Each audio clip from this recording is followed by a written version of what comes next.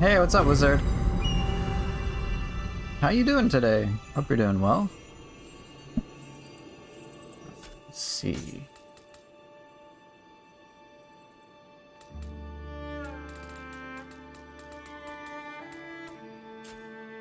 Hey, Blorb. All right, you're not gonna believe what I'm gonna do now. I'm going to change up my gear. You're resting after work? Nice. Nice. Rest is good.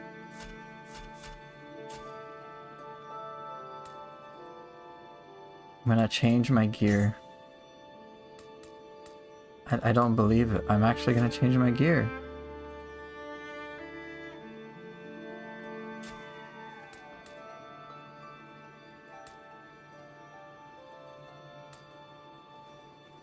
Okay. Do I want this? Oh, Jurojin.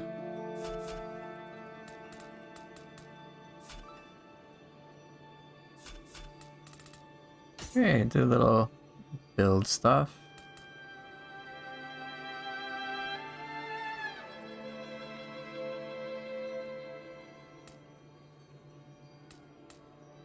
Dang, 160 plus 11? Damn. Okay. Not that I need it. So I want 5-piece bonus more than anything else. So to make it work, I gotta equip, let's see, the Shaman's Queen necklace.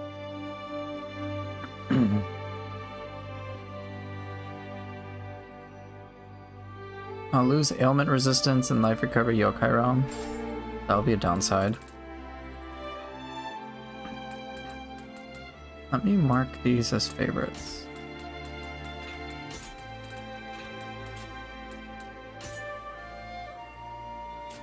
Do I need to gain Amrita strong attack? No, I do not.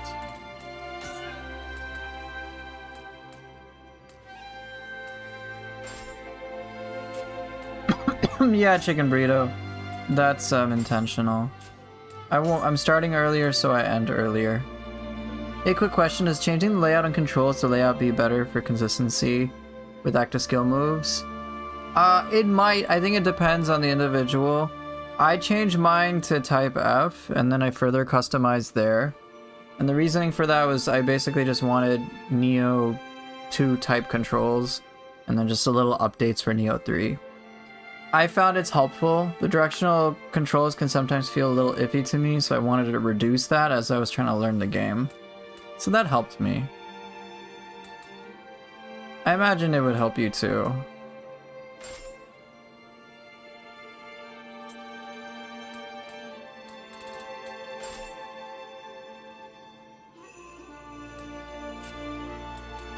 Would you look at that?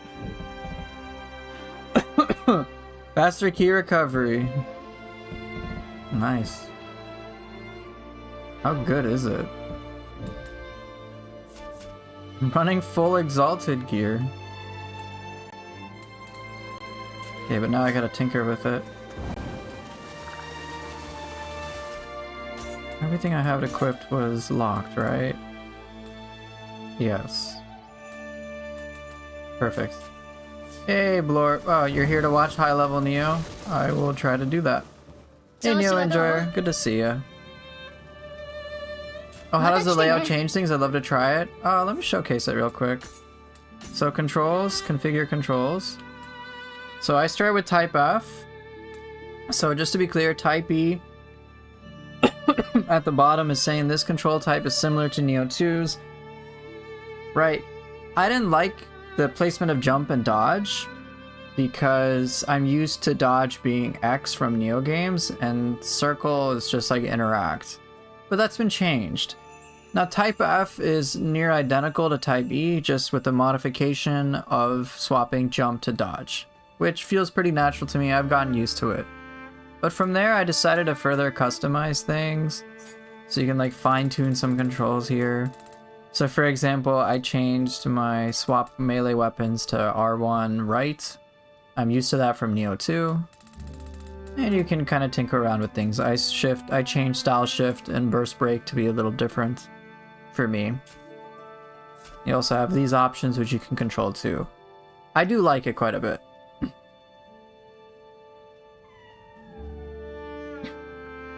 So yeah, check that out. It's fun for me. By the way, if I didn't see it wrong, I think Whirling Retreat does reset footstool, the mid-air Tonfa L triangle move. Oh, the one that like moves you back, right? That resets footstool. Okay, well that's good at least.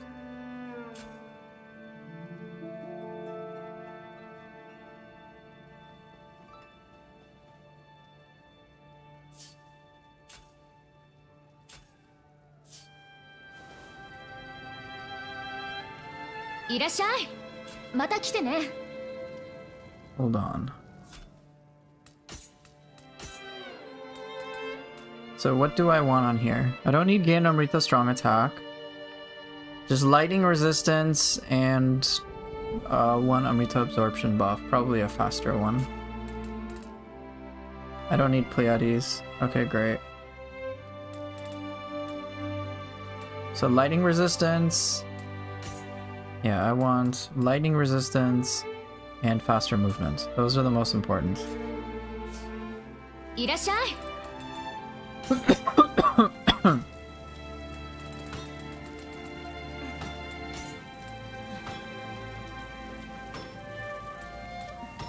Okay, let's change this one. Oh, that's right, I can put Spirit Force Evade on this too. Thank you for this, I'll definitely be giving this a try. The directional skills are killing me, can't pull up Rainbow Roost to save my life. Yeah, it's tricky.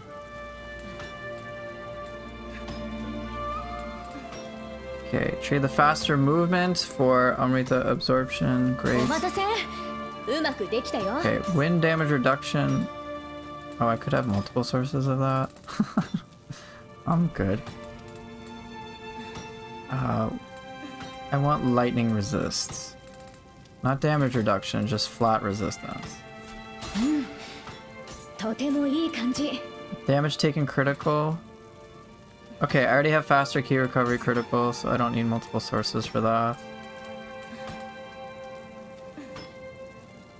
Increase Spirit Force Evade. I could trade. I mean, nah, I'll worry about that later. Okay, I'll leave that for now. Trousers, great. I have lightning resistance. One thing I will do then. Okay, what do I have on my other ones for ninja style?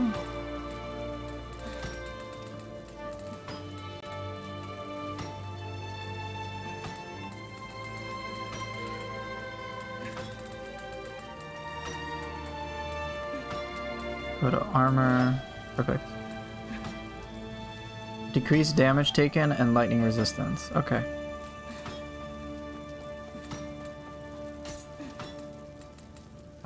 Great. I guess I'll just swap defense.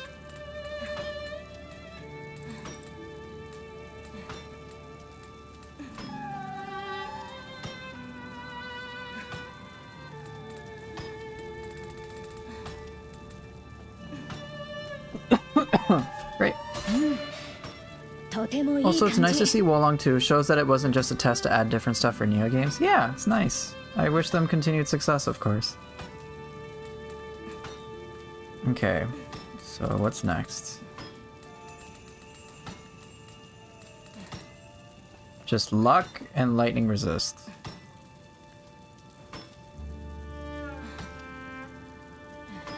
Okay.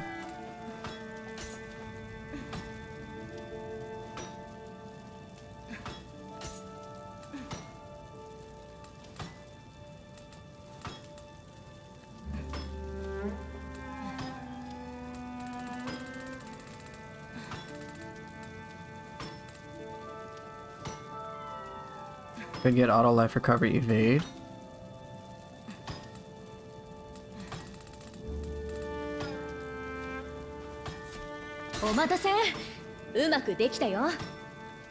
Okay, I want again lightning resistance. Oh. Oh, it's probably this one, okay.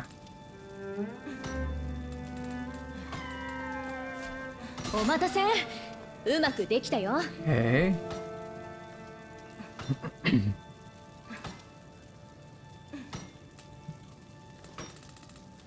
So what do I have on here? Lightning resist and life recovery.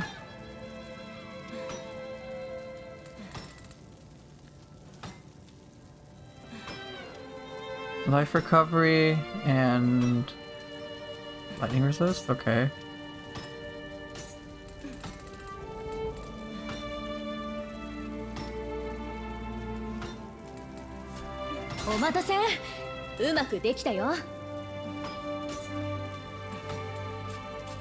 Okay, wait, let me hold up. Check my gear. Increased luck? Oh, I take less damage. So wait, I move faster. Faster movement, check. Take less damage, check. Increase luck, check. So I don't really need decreased damage taken critical. So now it's just life recovery.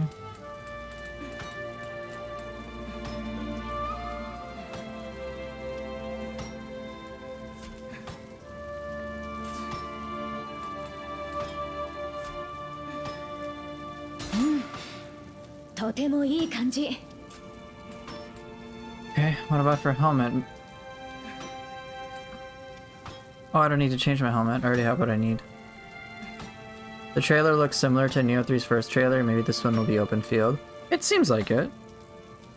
Guess we'll find out though.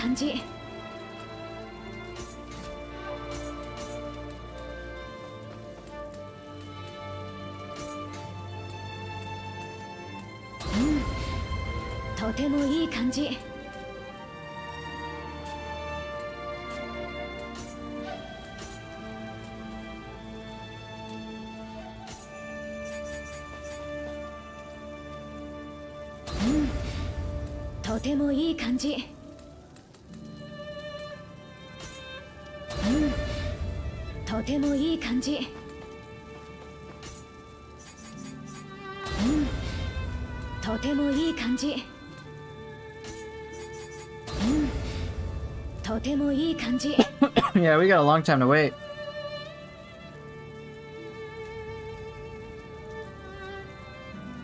Yeah, looks pretty cool. I'm pretty excited for it, all things considered.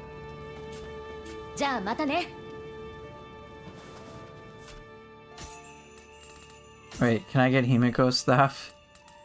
Do I have one? Because I'll equip it. Yeah, what the hell not?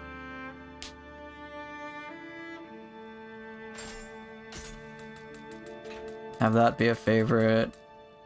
This one removed from favorites and also unlock.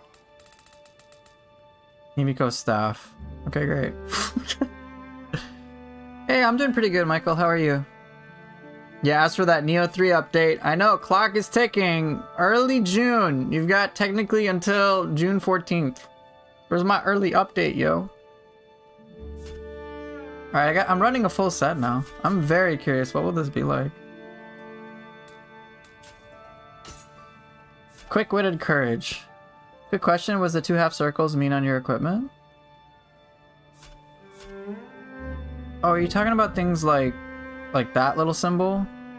Like on the left? Requires the... Or are you referring to... let's see. The thing that's like slightly to the left of this? When I was in the soul match menu? Oh, let's take a look.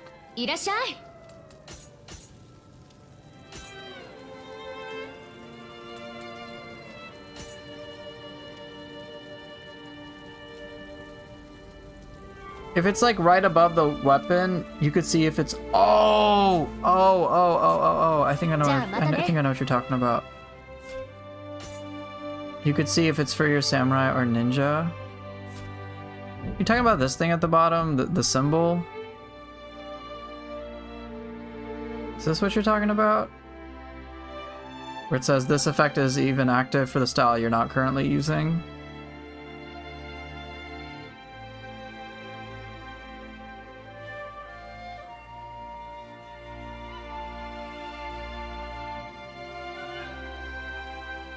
A question while you're answering that. Have you noticed that slide attacks for the Adachi and swords are martial arts from Ronin?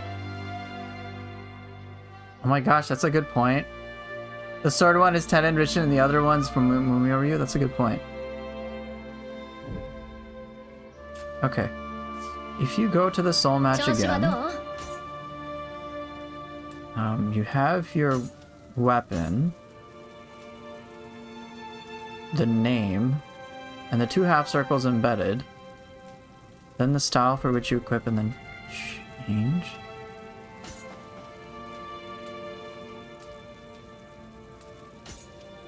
You have your weapon, you have the name.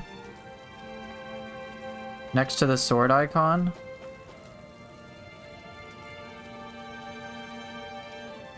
are you talking about the symbol that's like just down? Okay, so I'm highlighting different things, right? You have Shikazu Kazusada, and then there's like a symbol like way to the left, and it's like one circle, and then there's like another thing, and it's like inside another. Is that what you're talking about? What did the 2 circles mean? 2 half circles mean? Can't see it on this menu. Oh! Are you talking about like literally right next to the weapon's attack power? There's like a sword symbol, and then it's like 2 things joined together like this. Okay, good question. Here you go. You can, the same symbol is at the bottom here, and you can see it says it's a set bonus. That's all. It just means it's part of a set, some set bonus. Usually it could be a grace. It could, like in this case, that's just a symbol for like it's a set bonus. That's all. Can't be the battle scroll with 5 bosses is so freaking hard, but also my build sucks. Need to get something with lifesteal. Enemy recommendations? Yeah, absolutely. So, my build sucks too, by and large. I just changed mine a little bit to test things. But don't forget, you've got a lot of handy skills. The one that I use... Oh wait, congrats on beating Act 1. And that's just Act 1, you've got a lot more to explore. So, for example, one thing that I do flow, or I'm just gonna say flow, is I use things like invigorating arts. Grant some Rita when you deal damage with strong attacks and martial attacks, or martial arts while arts proficiency is active. Which seems alright. But you get a lot of Amrita, like a lot of those little yellow orbs will just float to you. Now how that works really well with my setup, and you can do this too with your gear, and I'll talk about it in a moment.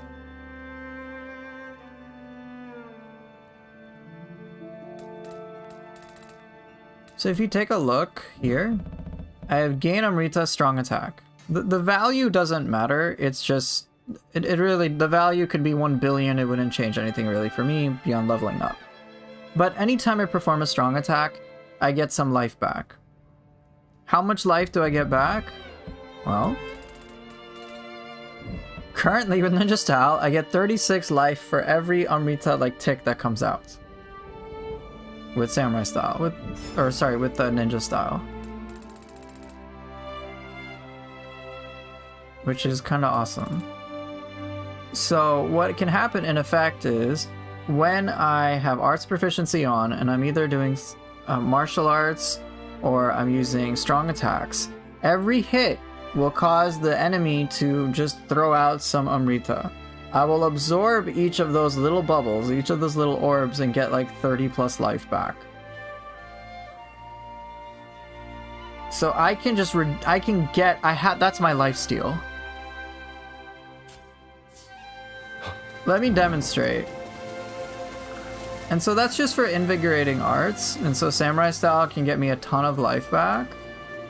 But the same principle also applies to Ninja Style, because all I have to do is just strong attacks in general. And anytime I perform strong attacks, I'm getting Amrita. Now to get that status effect I'm talking about, I got it like on my ranged weapon. So anytime I deal damage with a strong attack, I gain Amrita. And then every time I absorb Amrita, I get life back. So there's my lifesteal. It's incredibly handy. So let me demonstrate in a battle scroll real quick just how quickly I can get some life back. And it works really, really well against yokai that are out of key, which that scroll you're talking about very much is.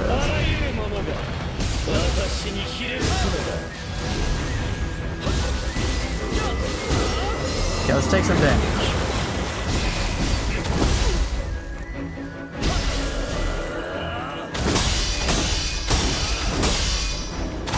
Okay, life back.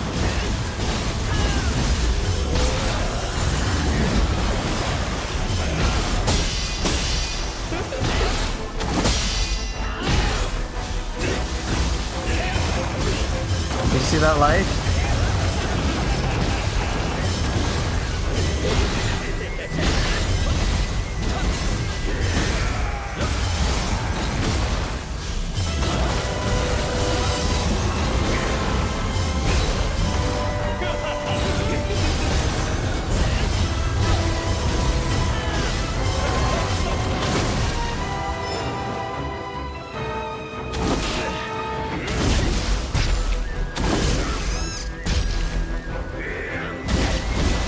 Okay. Now you're gonna see how much life I can get back.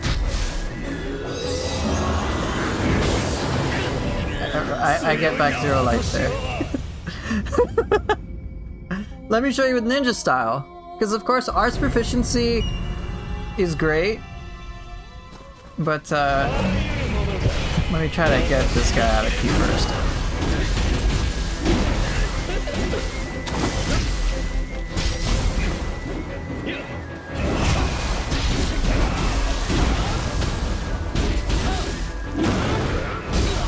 Okay, great. I have like very little life now, right? Okay. Watch my life come back.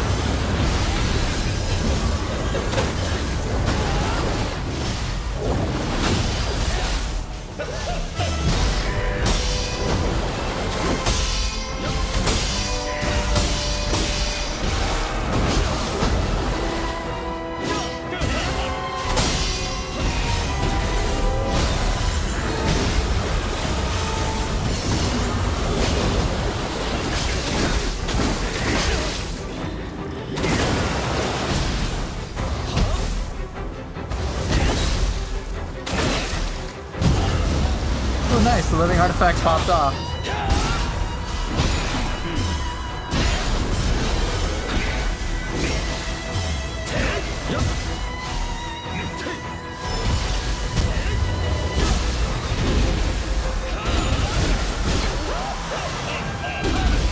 Okay, life back. Ready?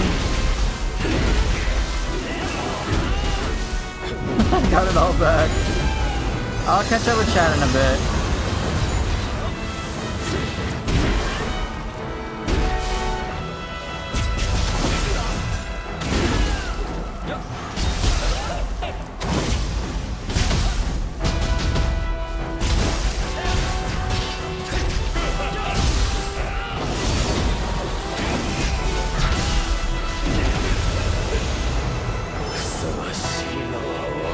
Alright, well, let me get out of this to answer some questions. In terms of an opening, is it more valuable to burst counter the attack where Demon of Pride shows his horn, or does breaking them give more time? Breaking them does give more time, but it's like one of those one-time only type things, unless he refreshes his horns. It's very, very good, and it will do a ton of max key damage. I try to be very strategic about if and when I'm going to break his horns. I'll usually use it. I usually break his horns when he has a ton of key and a ton of max key. I usually don't use it. I usually won't break the horns if it's a matter of getting his key close to 0. And the reason for that is because when his key gets close to 0 and he has like little max key, sometimes what can happen is I can break it, he does a super long animation where he's just like shrugging it off, and then he refreshes his key, and I'm like, bro, what the hell? I just like lost to such a big punish. I was hoping to be able to get him to a state to grapple him, which, you know, I want to be able to grapple. I like that punish. So, pros and cons to each. The only way for me to work around it is as soon as his key gets like pretty much next to nothing, I have to just make sure I'm being super offensive in those moments to guarantee he gets knocked down. Fortunately though, because he's just gearing up a burst attack for such a long period of time, that usually gives me enough time to just burst counter with a Guardian Spirit skill. So that makes a big difference. So I hope that helps. So question, ninja style, better to dodge or to miss dash? I want to use both, but the dodge is so good, or maybe it depends on the weapon. So that's a great question. I actually had my own troubles with that because I thought, hey, just like dodge everything. And there are different pros and cons. What mist is really good for is distracting your enemy. It's a free reposition, and the key cost isn't that big of a deal. But it's more of the strategic value comes from being able to distract your enemy for a split second. The difference is incredibly noticeable on enemies who will do like some super powerful attack. And if you missed in a direction, so let's say they're going to tackle you head on, right? If you evade, they're usually pretty good about tracking you. But if you missed, you leave that little image for them. And what'll happen is they'll lock onto that image, and you'll have enough time to get around them. To me, this was the most noticeable against Blood Edge Demon. If you're not familiar, Blood Edge Demon is that guy with like 4 big swords, and he does like elemental chaos like everywhere, and he's super difficult. He has 2 attacks which are effectively one-shots. One is when he grabs you. Second is when he like jumps back and then jumps forward to do this crazy hit with all 4 of his Odachis. If you missed at the right time, those things will whiff. He'll try to grab the image. He'll see like, oh, he's locked onto the image and he's like fixed in that animation. You're like, bro, I have a lot of time to like get behind him or just move away very safely. Same with the grab works like that, and his lunge works like that. So it gives you maybe about half a second of distraction time. But if they are locked into a very long animation attack, they have to basically reorient themselves And during the time it takes to reorient themselves, you can get behind them or set something up that can just destroy them. It's very awesome in that regard. The downside to that being is, well, hey, if you don't evade can give you some ninjutsu back and some ki back. Different pros and cons. They're both good for different reasons, and you just have to understand, you'll have to learn when to use each. I will say though, learning to mist and to just like get around enemies freely was super helpful, but also learning when to evade was super helpful, and that's just kind of one of those things to learn over time. Yeah, totally. Happy to help. Does that gain on Amrita on strong attack stack, or can you only have the effect once? The amount of Amrita, like the raw value you can get, goes up, but the number of orbs does not. So you could have gain Amrita strong attack, just get 1 Amrita per strong attack, and it would just come out as 1 orb. Same thing for even if you had gain Amrita strong attack with 1,000,000. It would still just be, the number of orbs coming out doesn't change. It's just the value per orb changes. Which is why I say, just get 1 instance of gain Amrita on strong attack, even just 3 or 1 or whatever, and that's fine. As long as you are gaining Amrita on strong attacks in general, it'll work really well. Hiya Poofer, wanted to say thank you for the coaching a month back. I've taken the steps into designing a dual protagonist character action game inspired by Team Ninja action game TNA. Cool! Needed the mental clarity you gave me. Hey, I'm happy to have helped. Thank you, this will help me clear the mission, I hope. My biggest problem was running out of healing items in the last boss of the 5. Yeah. I'll do that mission today. Let's see if I can do it with these weapons.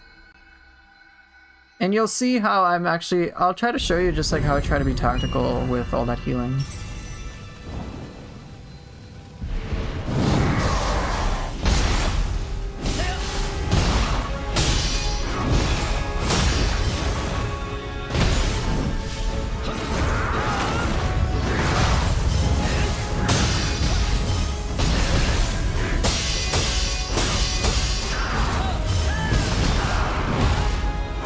Also, another thing... Actually, let me just die. I'll show you another thing that's super helpful that I think you'll really like. Okay, tell me, bro.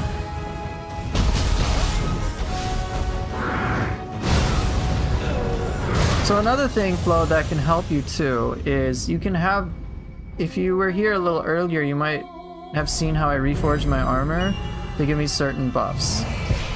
So for example, I don't just have the lifesteal. I also have other things that activate on absorbing Amrita, which makes this very hardy, a very hardy build.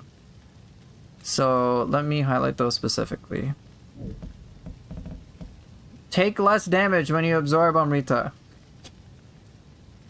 Very useful. My luck goes up. I move faster. And I guess I can fill up my gauge faster as well. On Ninja Style, I'm now trying this set, Quick-Witted Courage. On top of that, for Ninja Style, I do more damage and I regenerate more ki. Here, look. I got all the buffs. So here, 1 strong attack, and you'll see me get all the buffs. Okay, look. Look, I have 6 buffs, bro. Let's take some damage.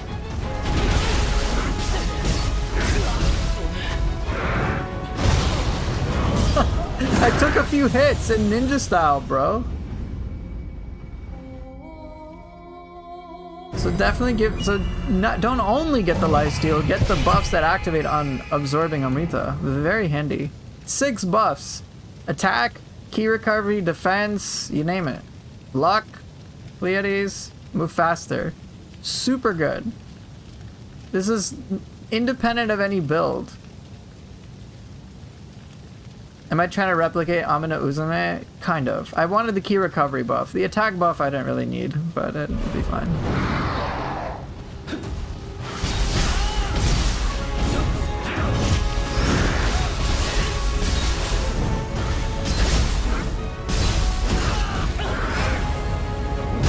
Oops. Look, I'm taking the grab.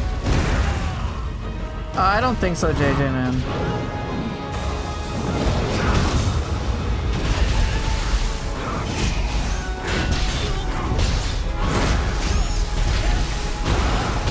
Okay, watch me get all my health back.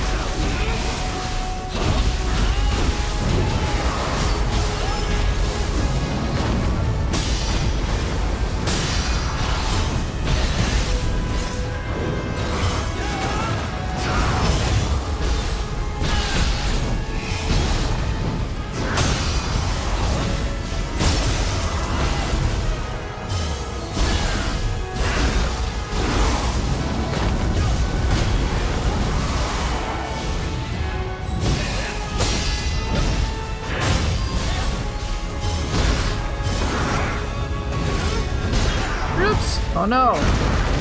Look at all the damage I'm taking.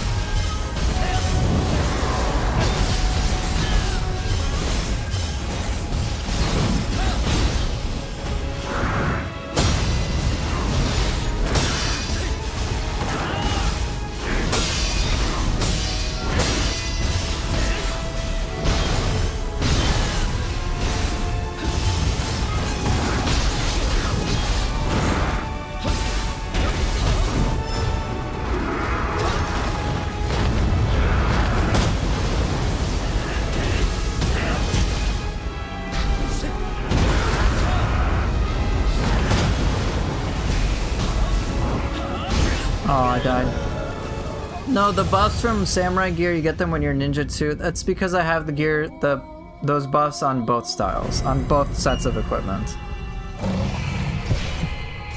So, unfortunately, the faster key recovery stuff and increased damage down on Amrita absorption is limited to this set for ninja style. I've tried to find an equivalent for that with Samurai style that I like, and I have not. For Samurai style, I just have a bunch of hodgepodge shit put together. But I do also have those buffs where it's Amrita absorption and whatnot. So I have faster movement, increased luck, take less damage. I still have all of that. I just don't have attack faster and key recovery. So yeah, it's there. It's there.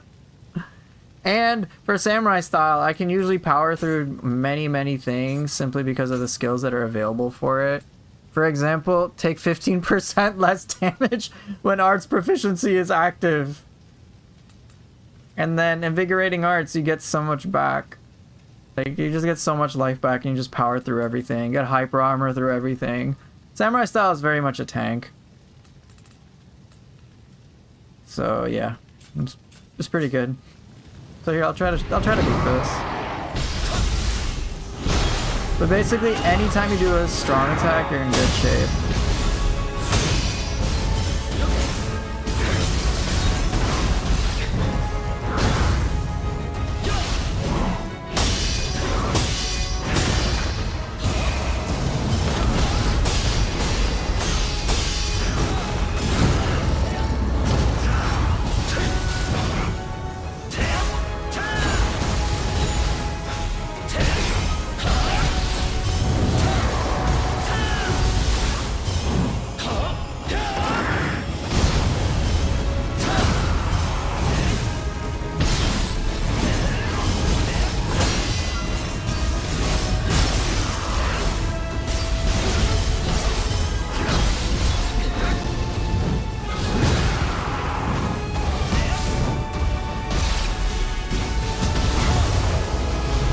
Okay, watch me get my life back. They mean you're actively using it for the arts proficiency.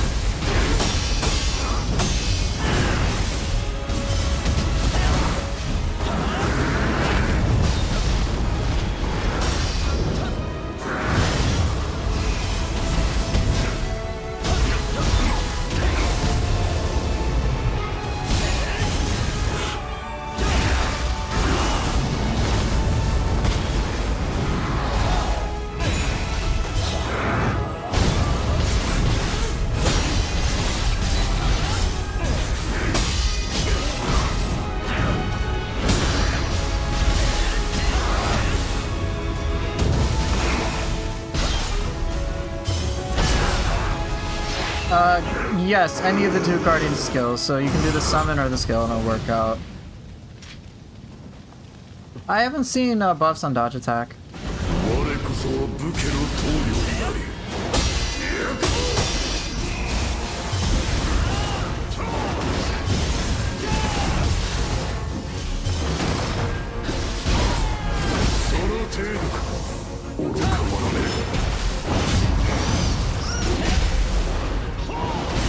Oh, oops, am I dead? No, I'm alive, because Himiko's thing.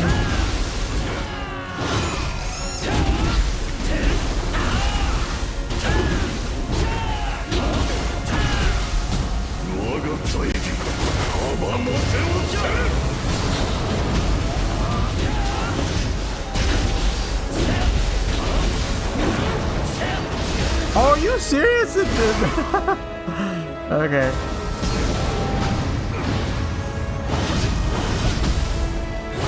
Aww.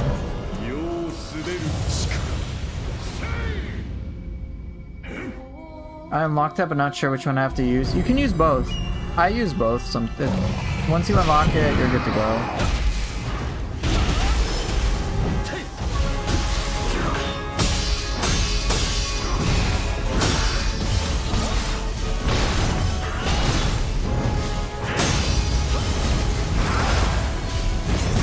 Oh, I didn't dodge right.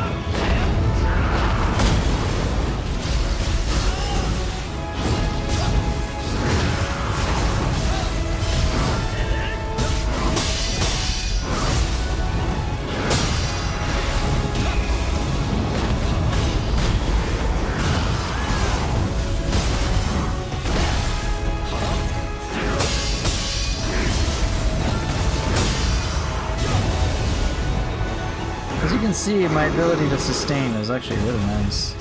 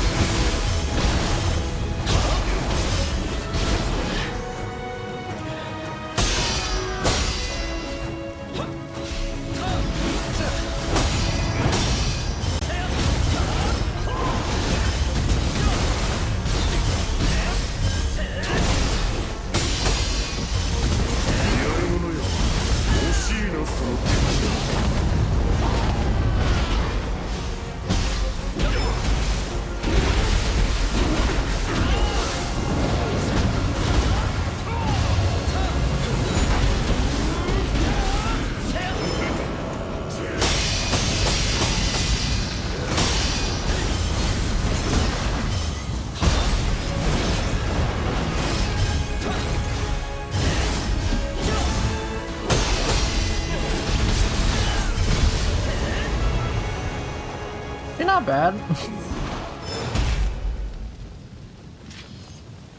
1 out of 5. 虚しい証だ。国松様の姿勢は変わらぬよ。無様なものよ。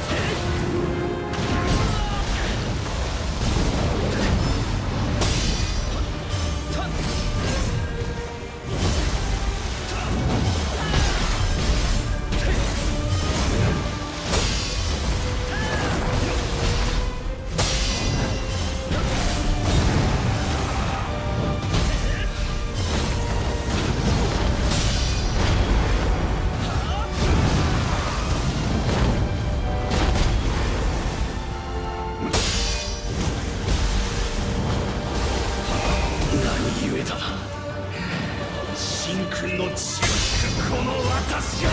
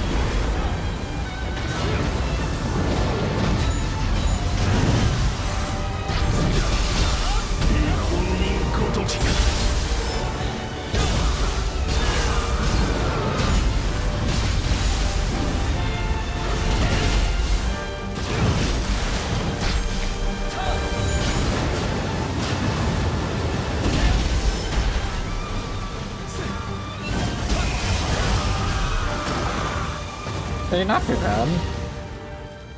Just wanted to thank you. All your near guides had me ready to go with Neo 3 and have had an amazing time with the game since launch. Nice. 暗き輝きの力思い知るがいい。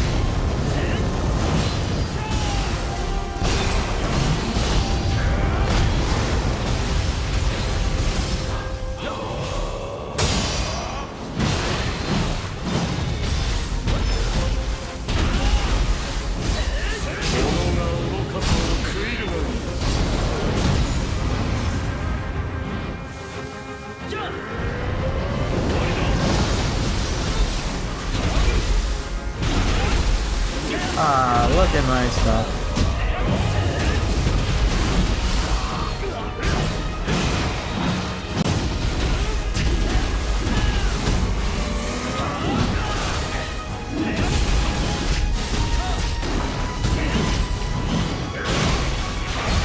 Oh, that actually does that.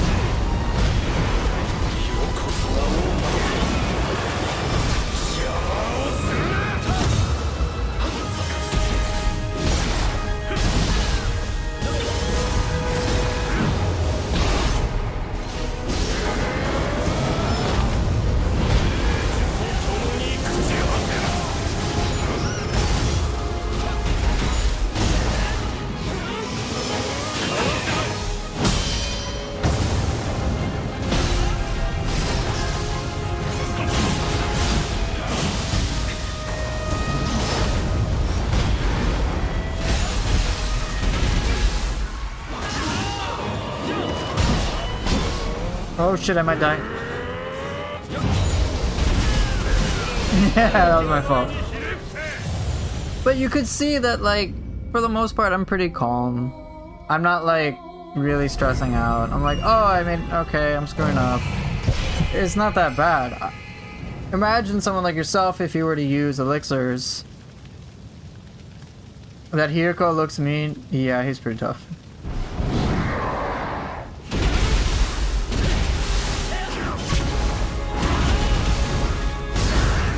Like, I'm not like even that stressed over the loss. I'm not like, oh no.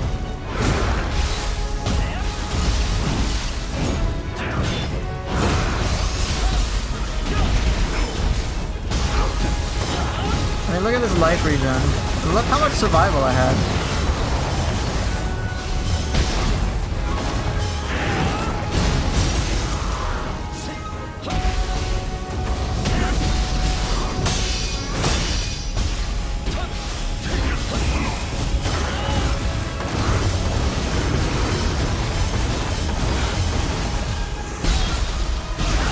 Right, no extraction too, just a bunch of gear-based stuff.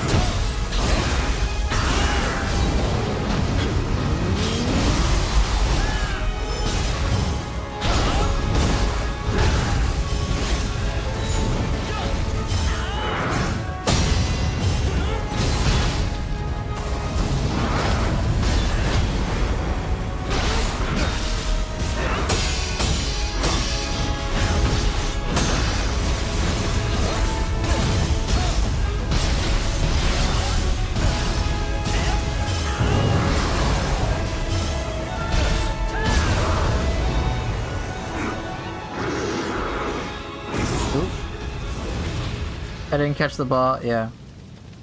Yeah, imagine if I was using extraction on top of this.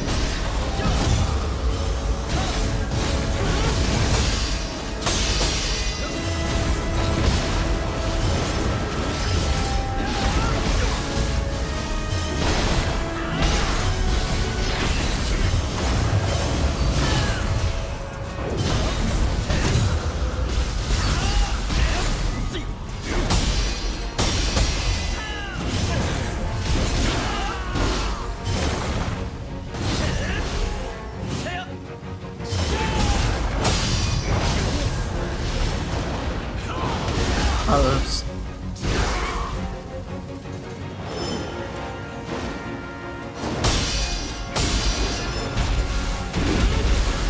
Yay, let me get my life back up. This is so cute.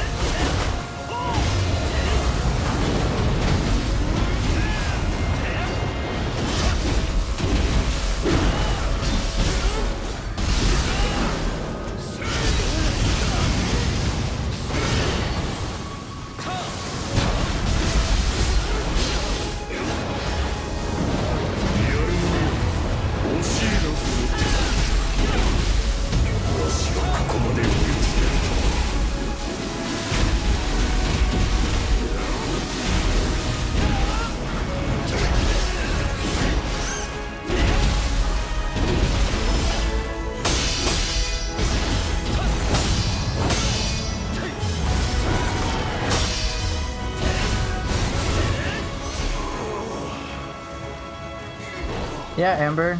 It's totally cool. Isn't it? You have secret text that won't always save you. There's crouch cancel tech, but I don't really do it.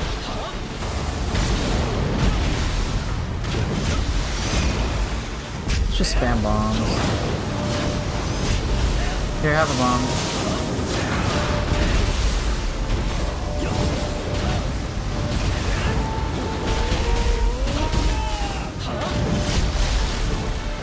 Presents. I know you wanted it. Hey.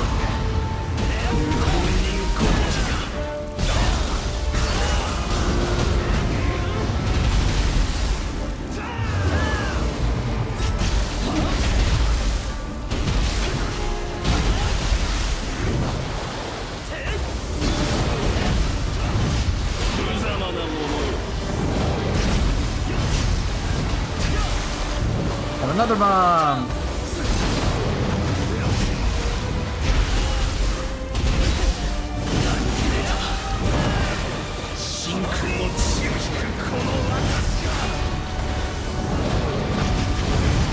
Have another bomb.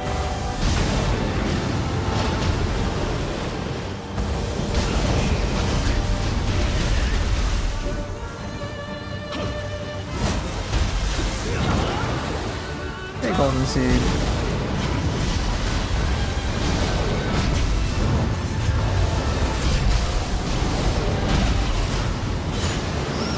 Have another bomb.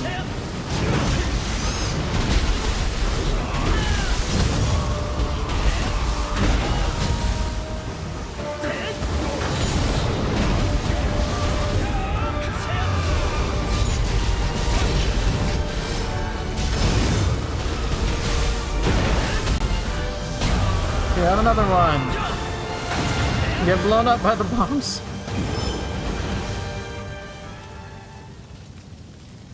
Yeah, I saw they nerfed the first boss. Oh well. New players can't win. It's unfortunate.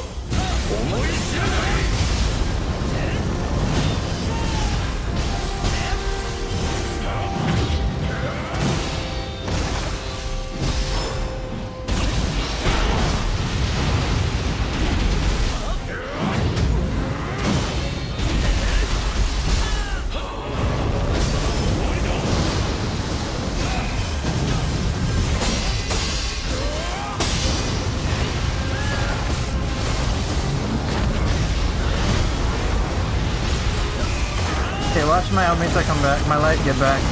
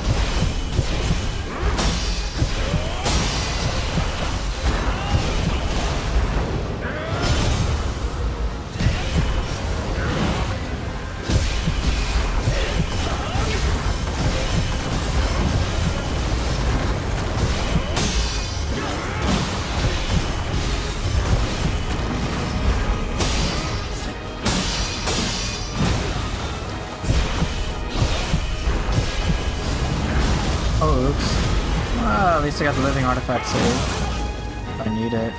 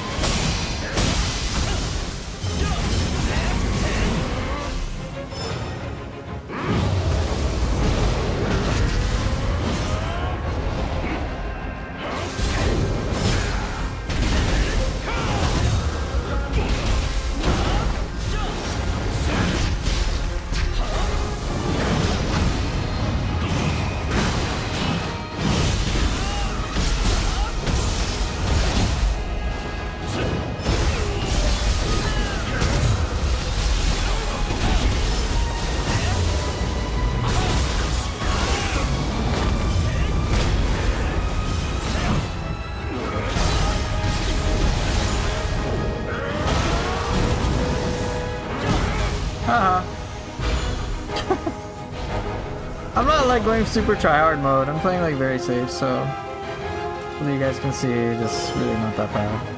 将軍の座は私のものだ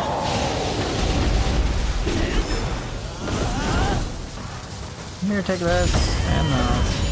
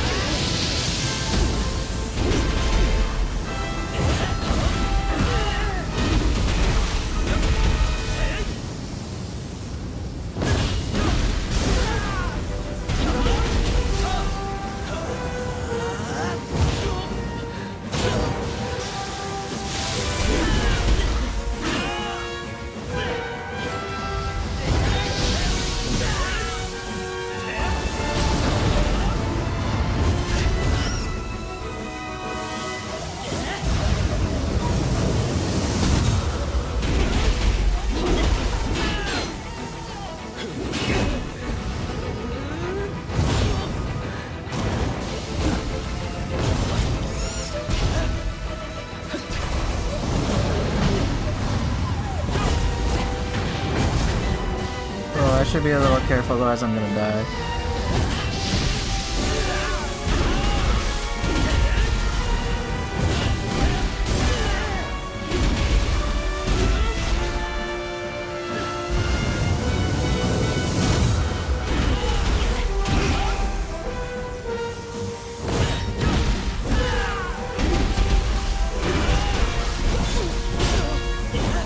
I might die.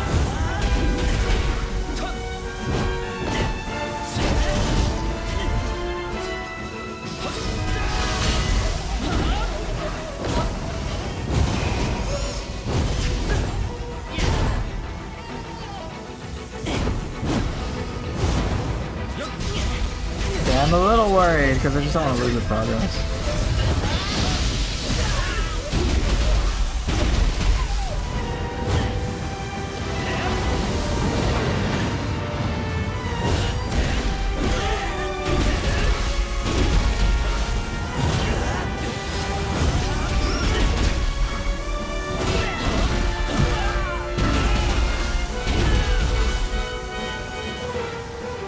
What you doing?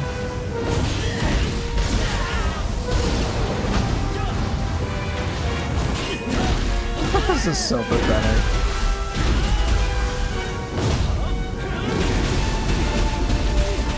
Are you serious? You can't handle this shit? Okay. Oh, good to know. Thank you, Split Staff, for carrying me. So, Flo, hopefully you get some ideas there. Wanted to show you specifically how valuable Gain Amrita Strong Attack was, and so on.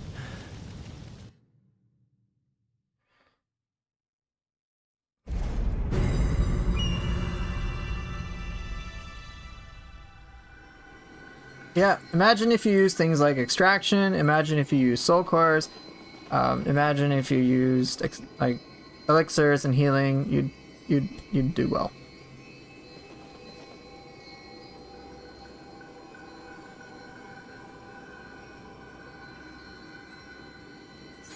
When it comes, so I hear you guys talking about like what? Let's see, what's chat been talking about? The The first boss of Wolong is, what was it, Zongliang, the very first guy?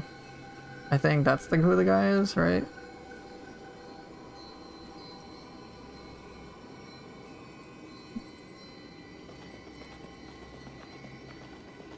Oh yeah, he's the very first boss. I'll be honest, I don't really care that they nerfed him. I think players having an easier time with the first boss is fine. I think having a skill floor be more accessible is fine. Because Team Ninja doesn't subtract from the skill ceiling. I've never noticed them do that.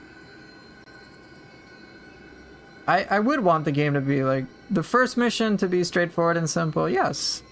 But then it being more and more challenging over time, well yeah, otherwise everything's a cakewalk. So the thing is, of course, for a business, naturally they're going to want to have more customers. So yeah, like first boss being easier, no biggie. But on New Game Plus, I would expect things to be challenging, which they very much were, and have been. So sure, some players in the... Right, so some players will be alienated no matter what, but it seems like Team Ninja has recognized that, hey, like, players might have to know a little bit way too much in the beginning to get through with it. And people don't really have the most time. That's a thing. Like, it's one thing, in my opinion, it's one thing to have a challenge. I think a challenge is great and can make video games a lot of fun, especially to beat a challenge. But I think in general, what can happen with Team Ninja games, and this is just my personal experience, is that the challenge is based less on really understanding the flow of the game and more about understanding so many arbitrary details and getting overwhelmed in like 30 minutes. Neo 3, I think, is very overwhelming gameplay-wise from the get-go. And it also doesn't have things which could soften that sense of overwhelm from the get-go. It's one of the reasons why I was kind of pissed when players just do not get deflect at the very beginning of the game. It's something you have to buy. I'm like, come on. Deflect is a very core mechanic for Samurai style. And so is Arts Proficiency. I would argue both of them would be essential, or at least, and if they're concerned that, oh no, people are gonna go deflect heavy, then guess what? You instruct them on how to use deflect with Arts Proficiency, kind of in the style that I do.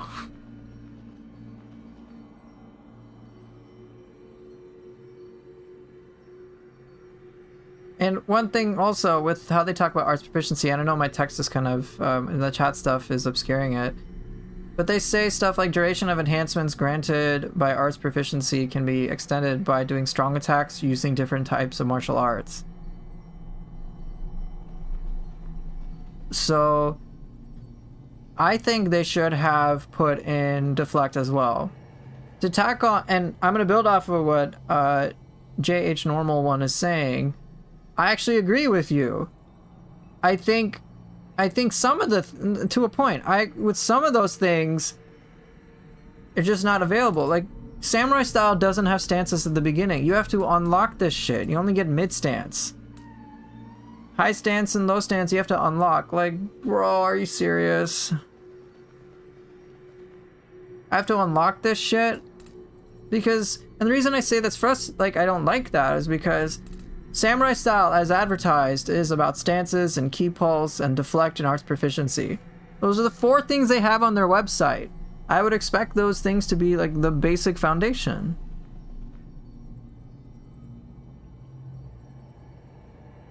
So, not having that for me as a veteran of the series was just irritating. I'm like, oh my gosh, I have to unlock high stance.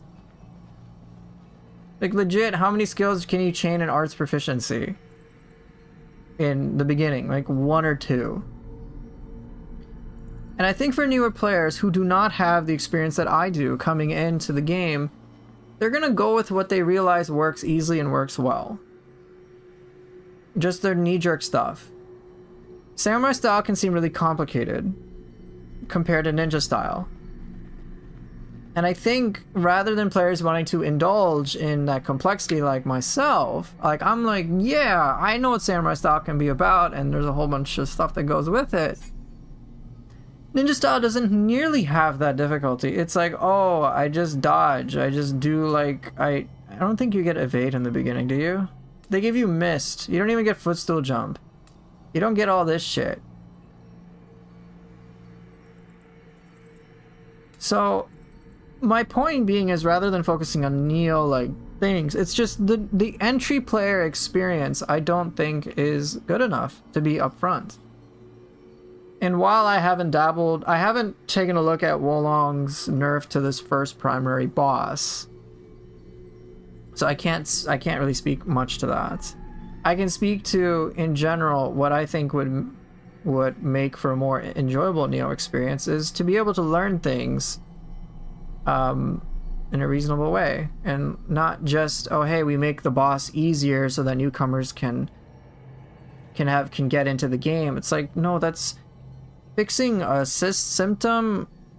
That's trying to address the symptom, not the cause, in my mind. I can say samurai style is balanced, even though Michael right now is disagreeing about deflect. I'm like, oh, I think deflect is fine. I think deflect is appropriate. I think it's good. I think if you understand deflect, I think, and from my experience, is very much a matter of, hey, you learn how samurai style works, the pros and cons of it. You'll see where deflect is great and where deflect is pointless. Even if you have great timing. Like, I have good timing with it. But sometimes I can get so deflect heavy I miss out on offense.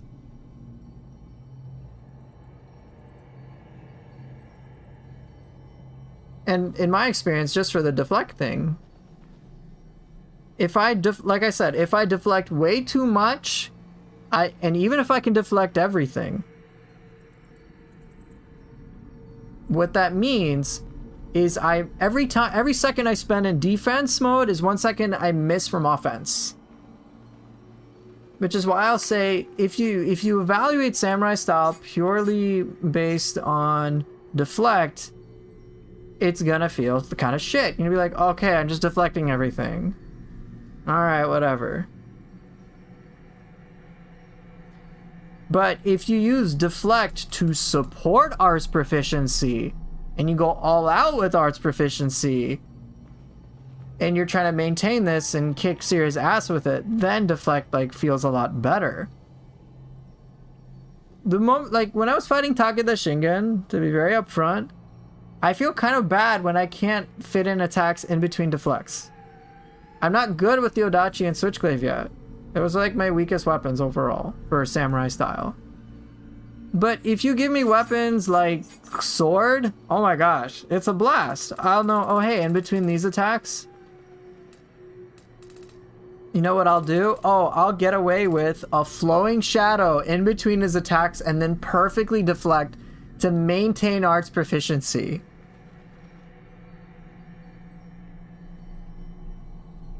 I'm like, oh, this is sick.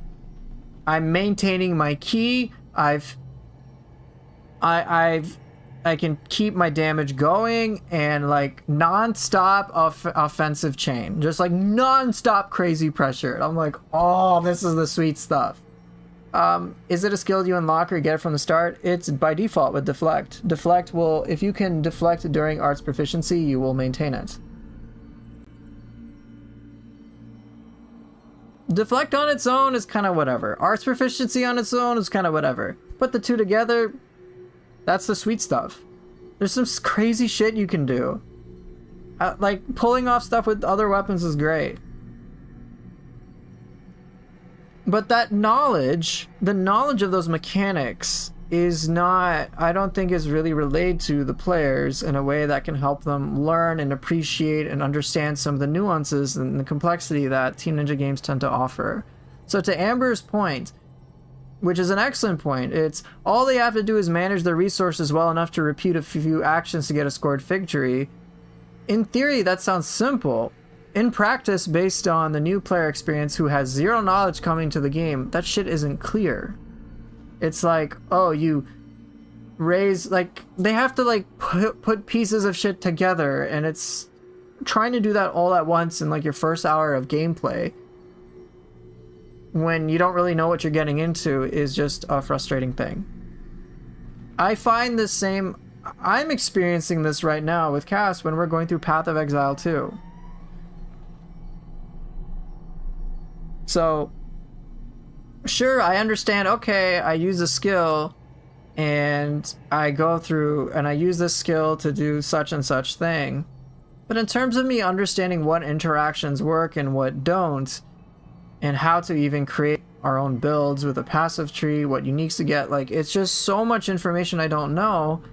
And that wouldn't matter provided if I'm not dying every, like if we're on the, I think the Act 1 boss for Path of Exile 2, and we're struggling because we're like, what the fuck do we do? Like, I'm trying to learn this boss as I'm getting used to the game, and it's just a bunch that happens.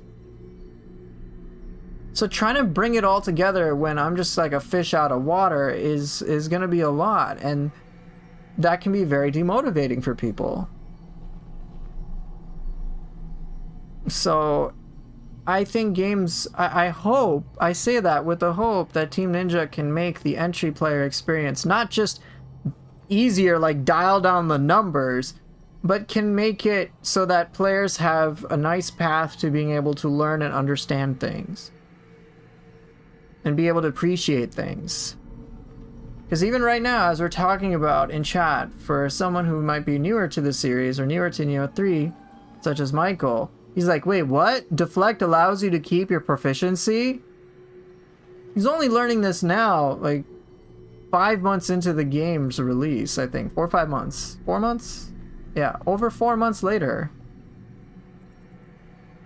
I don't think that's cool for players to only find that out through word of mouth.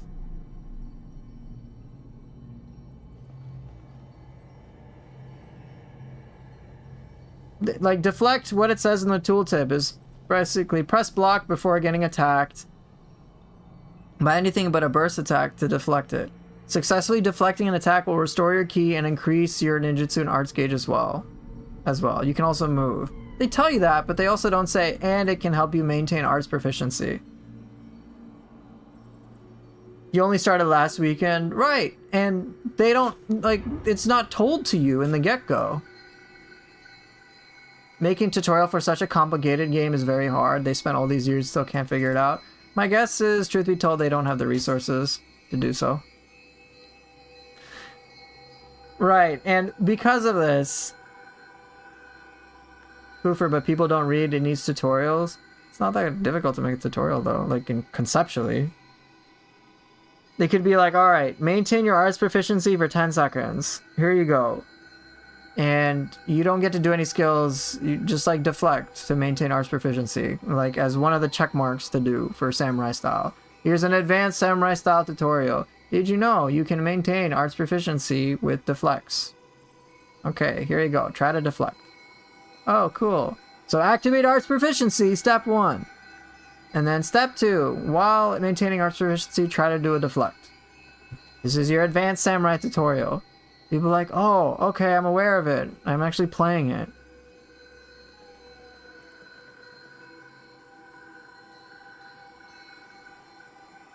So Joey, I understand that. I understand the whole like, I don't like to read all this shit. And Path of Exile 2, I don't want to read 500 things. I just want to play the fucking game. I'm not here to take a university course. I'm here to relax. Reading and reading and reading, like pop-up after pop-up, does get fucking annoying.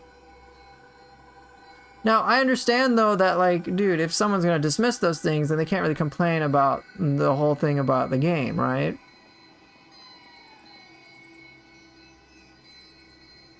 And that's fine. Like, I get it. You're preaching to the choir here.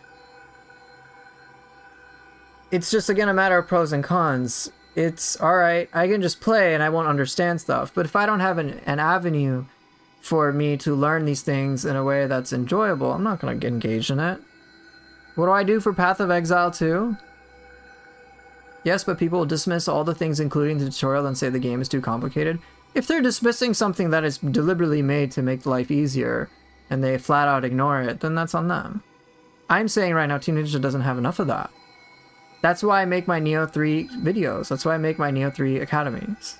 That's why I made those shit in the first place, because I'm like, bro, no one's gonna figure this out. Because I didn't. I had to learn it all on my own. And yes, there's a charm to discovering things, but not for basic mechanics, which are kind of game-defining. Right, FromSoft games are not that mechanically complicated. It's like, oh cool, insert action. Right, sorry, now I'm getting distracted. It's one thing in, say, FromSoft games to notice like a cool little secret, a cool little interaction. Those are fun to discover. Or like, oh, here's a secret quest. Like, that's fun. That can be fun to find. Like, oh yeah, I found it, guys. Let me share the spread of this stuff. All this cool stuff is hidden in the game that incentivizes me to explore more. I'm like, okay, fine. Like, whatever. Like, that's not that much of a problem to me. But I remember in Bloodborne, just figuring out the basic controls was annoying as shit. Whereas in Team Ninja games, not even being aware of certain mechanics can make a dramatic difference in how I approach the game entirely. For example, Michael just learned, oh, deflect extends arts proficiency. What? Oh, now all of a sudden I have a different appreciation for samurai style. Interesting, it's different now. Or, oh, ninja, like for me, ninja style stuff. Mid-air stuff is pretty cool. I've only, now, Michael learned, oh, here's how things can work. I don't know how it works in practice. I haven't really messed with it. But okay, now that I know, now I have somewhere else to explore. For me, I'm aware, oh, ninja style has mid-air play. I don't know how it works, but at least I'm aware that mid-air stuff can work. And they've teased some mechanics with footstool jump. And I'm like, okay, there's some special recipe that perhaps I can start working with. And now that I started figuring it out with the help of viewer Average Neo Enjoyer, I'm like, bro, this is so cool. I don't need Team Ninja to handhold me beyond that. I'm like, all right, you put in the ingredients, you made me aware of the ingredients. Now how I cook it is up to fucking me. I don't need you to tell me what to do. Maybe you can give me an example, that'd be cool. But that's not necessary. I know what the ingredients are, and I know how to kind of connect them. Or I can at least see the way to connect them. Therefore, I will spend all the time I can to connect them. But some of these things in Neo are just not made obvious enough. That's really all my contention is. And Joey, to your point, obviously with people who are gonna just complain like that either way, oh, there's too much hand-holding, oh, there's not enough hand-holding, and they just waffle like that back and forth, you're never gonna make them happy. But you complain about roundabout secret follow-up? That shouldn't be a secret. That should just be told. I like it, but most people don't know about it. It's a cool interaction, but they should have just said, hey, press triangle after it, you'll do the follow-up. Like, oh, cool. Whoa, awesome.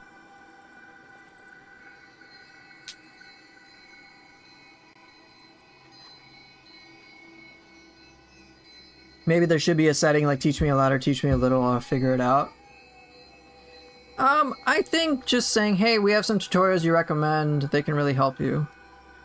And then if players ignore those tutorials, and mind you, those tutorials are what I think are pretty good, and then if they ignore them, and then they complain, I'm like, bro, that's on you.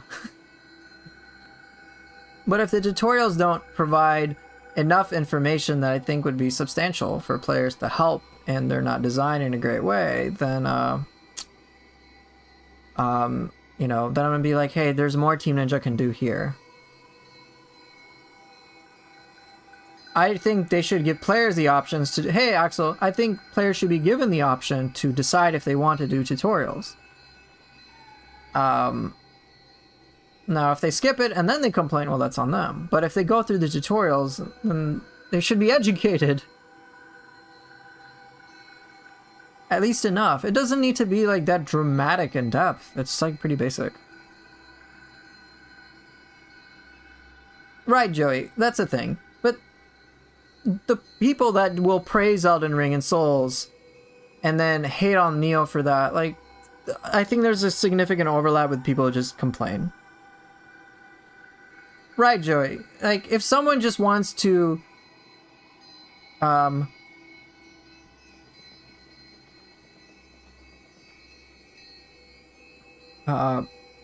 some people just want to complain. They may not want to put in the work for whatever reason.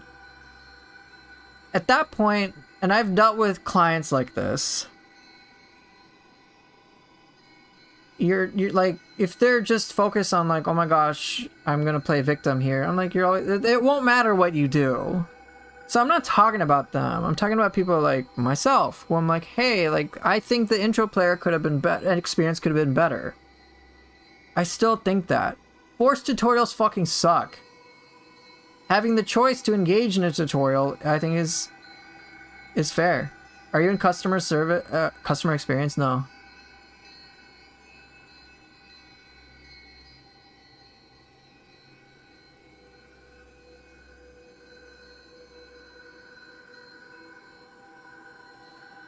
Yeah, I just to be clear, when it comes to Deflect, I like Deflect in this game a lot.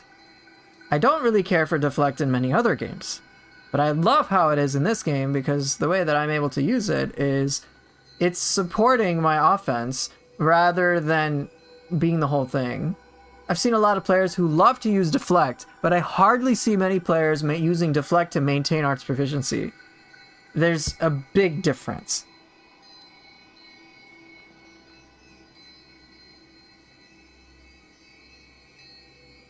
I would like to argue on the whole Deflect idea is there any person who gets unmotivated by it? I'm pretty sure they don't.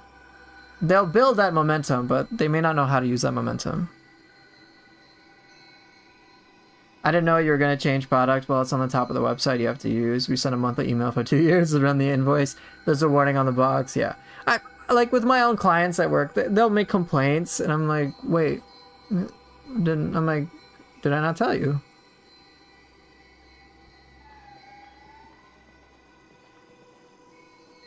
And then they're like, oh wait, yeah, you actually did. I just wasn't paying attention. I'm like, okay. I'm like, bear that in mind. Your first instinct is to blame other things. Sometimes you have to staple the warning onto someone's forehead. Yeah, but then that person will complain that the staple, you stapled it on their forehead and that hurt. You caused them pain to let them know. Couldn't you have been nicer? And then you try to say to them nicely and you're like, well, it wasn't forceful enough. And you can just do this forever and ever and ever. And it's like, all right, at a certain point, it's like, bro. Bro. You have to staple at me at least 3 times, yeah.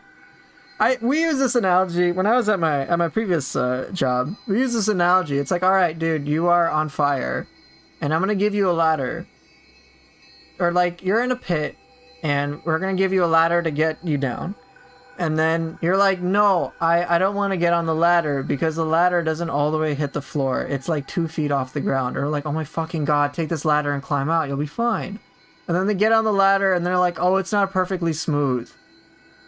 And it's like, bro, after a certain, okay, do you, and it's like, okay, we'll make it smoother. And then it's like, oh, but you got frustrated at me for not taking the ladder sooner. And it's like, bro, do you want to get up? Do you want to get out of the hole or not? Like, at a certain point, just fucking go.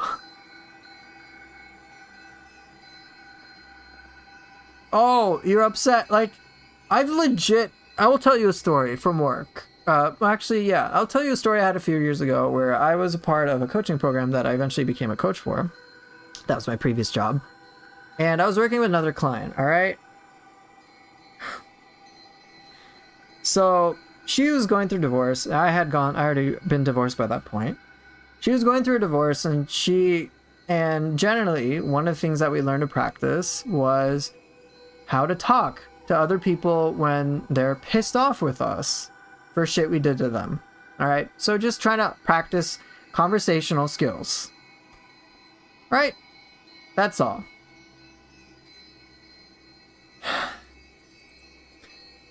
She didn't like getting criticism. She wanted to be buttered up all the time. And I was saying, like, hey, if I can't tell you what you're not doing well, like, if I can't give you feedback to improve your conversational skills, so to speak, then, like, I don't know, that's what we're... Like, I kind of have to help. Like, I need to give you some stuff to improve upon, right? And she's like, no, but it bothers me. And I'm like, okay, this kind of goes against everything we're trying to do in terms of improving our conversational skills. She's like, no, but it triggers the shit out of me. And I'm like, okay, I guess I won't mention it. I'll just only mention the good things. And I kid you fucking not, and if my memory serves me correctly, she said, no, but then you're going to be thinking about it. And I'm like, oh my God.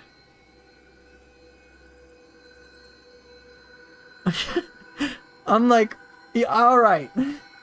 Like, I have to now remove certain thoughts from my head. Whether or not they're there is not the problem. It's if you think I have certain thoughts in my head, it's going to trigger the fuck out of you. I'm like, okay, I can't, like, remove my thoughts. And then she got upset with me. And then, like, I'm like, all right, this is no longer a me issue. Like, I'm trying to help you with your marriage and, like, repair it. And I'm like, all right, I guess I can't help you. I'm like, maybe find someone else who can.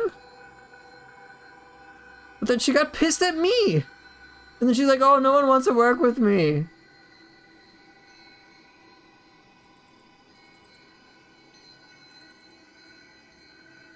I'm like, all right. And then she's like, well, I don't like this program after all, because insert negative reason why. I'm like, okay, well then maybe find it, like, maybe if you need someone to comfort you, go to a therapist. Like, they can help. No! And then what she end up doing with whatever victimized thinking she had. Alright, so she's done stuff like, she accidentally got her husband put in jail. Husband, of course, naturally was pissed. And he's like, I don't want to talk to you because, like, there are major conflicts and all sorts of shit. Like, it's pretty clear why. Right, she was basically being a professional victim. And so he eventually's like, well, I'm eventually just, I don't know the full scope of things, but he decided at some point, I want out, I'm gonna leave this woman. And, like, I can't deal with this shit. This is fucking crazy. And he, like, doesn't want to talk to her anymore. As he's leaving, and then he's starting to think like, all right, well, I'm gonna see like other women and whatever, right? Like, he wants to get a divorce and find somebody else. Totally normal. That's usually what happens. And then she's like, this other person I'm working with, this woman I'm working with, and I'm not her coach in this moment. I'm just like another client working alongside her trying to help. She's like, oh my gosh, he won't open up, he won't talk to me, oh my gosh, no matter what I do, he won't talk to me, and then she's like, oh my god, I am irreplaceable, and then she has her own affair with another guy, and then she's like, see, my husband won't talk to me, but this guy that I'm not having an affair with, and she didn't put it in those terms, I'm just loosely paraphrasing, and then she's like, oh my gosh, but I am irreplaceable. This guy wants me. And I'm like, oh my god. It's like, why won't my husband open up to me? He's the problem. He's fucked up. I'm like, ah. And right, Joey, if you were to say, oh my gosh, the story is stressing me out to her, she would get even more upset. And then she'd be like, oh, I guess there's no hope for me. And then I'm like, don't feel bad. I'm like, and it's just like going into nothing. I'm like, this isn't going anywhere. I imagine, so like with that scenario, that person for whatever reason isn't ready, and like the solution is drugs and alcohol. She was frustrated that she had to change. She didn't want to change. She didn't like the idea of changing. And I'm sure there's some like trauma-based reason for that. But at the end of the day, her husband does not give a flying fuck. It's like, at some point, look, lady, you've got your issues. Please fix those, because unless those are fixed, you're going to keep harming me, and I just can't deal with this anymore. I'm going to leave. I can't even work with you through this. I need to leave. And you trying to pull me back into something I don't want to be is just awful, and I'm out. You do what you want, but I'm done. But she's like, no, I don't want to change, basically. I'm like, okay. If you aren't willing to change your ways, if you aren't willing to change your thinking, if you aren't willing to try other things, then good fucking luck. And by the way, this woman's been, I think, now divorced 3 times. Okay. She was like, yeah, I've been divorced twice before. Yeah, I'm pretty sure Joey's being sarcastic. So in the same way, I'm very familiar with this type of mentality that professional victims will have. I imagine in the gaming, like, subculture, there's a lot of that too, where you could give them a very good, robust tutorial, but rather than them engage with it altogether and try to their best of ability and then give feedback afterwards, they'll just dismiss it because insert stupid concern. You can make the tutorial easy for them and they'd find something to complain about. They will complainers will just fucking complain for the sake of complaining, because for whatever reason it is easier for them to outsource their own skill issue, if you will, onto something external rather than admitting, maybe I got some issues. Maybe there's something I can learn from this. So I don't bother engaging with those. I don't bother engaging with those people who just like refuse to fucking learn. And like, I'm like, there's a certain, like, I have to be cognizant about the energy that I'm giving to people. Right now, just think about it. I've just been expressing my frustration with this one individual. In that entire time I spent with that, I could have instead been focusing on playing Nioh. In the same way, I would not want video game companies to cater to that shitty stuff I was talking about at all. I would want them to focus on making things more fun and enjoyable for those who are in the right headspace for it in the first place. In that realm, I still think Team Ninja could make things better overall. I still think their entry player experience could be there. Because I know people who want, like, I've asked Cass about this because she's very open to learning. And she likes Path of Exile too, but she'll say, like, some of this stuff is so overwhelming. Like, it's like, I can't enjoy it anymore, and I'm trying to, but with what I have going on with me, like, I don't, like, want to read so much and read through all these guides and have all that stress and all that anxiety involved. And it's just way too much, and I'm just, like, trying to have fun with something fairly straightforward. And if I'm curious about these complex stuff, then, you know, it kind of saps away the fun.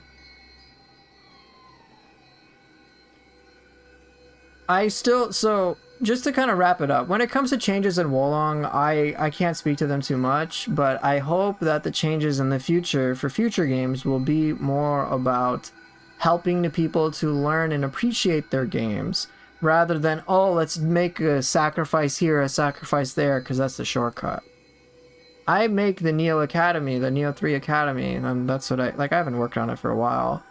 But my purpose in creating that was to overall make a nice streamlined experience so players who want to figure out the game, who have that inner drive, that desire, be like, hey, I'm ready to learn, I'm excited to learn, I see what you do, I'd love to learn how to do it, can you show me how to do it? I'm like, here you go. Here's how to do it. Here's how you can learn it on your own.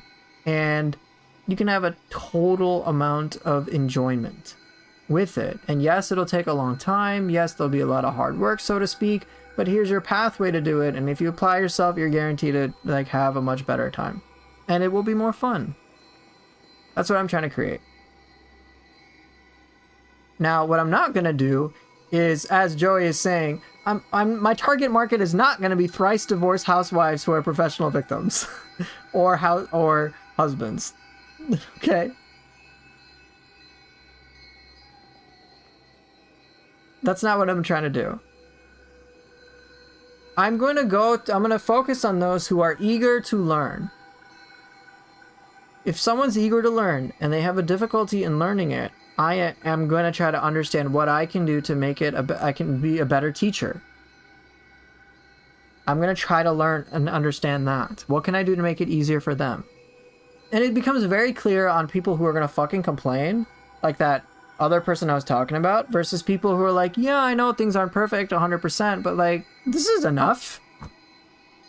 It's like that ladder example. They'll be like, sure, okay, maybe this ladder isn't all the way down the pit, but like, I could just do a modicum of effort and I'll get out and I'll be fine. Oh no, the ladder isn't smooth. Well, here's how I'll adapt to it. It's like, okay, well, that's someone you can work with. Right, in the same thing, right, I don't like the color of this ladder.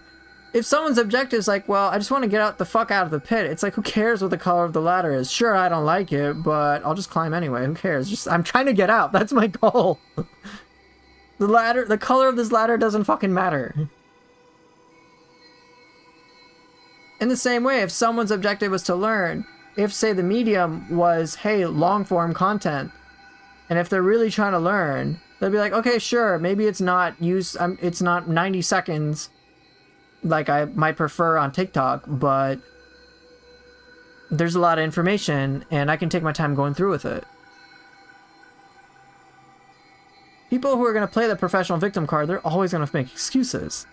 Those who don't want to be victims and like want to be people who are survivors or thrivers or heroes or whatever you want to call it, they don't give a flying fuck. Why is this ladder meant to save my life have to be yellow, treating me like a baby? Yeah, PoE mentioned. You loved your first season, 3.15, but the fear of going through all that data for the season makes it daunting. Right.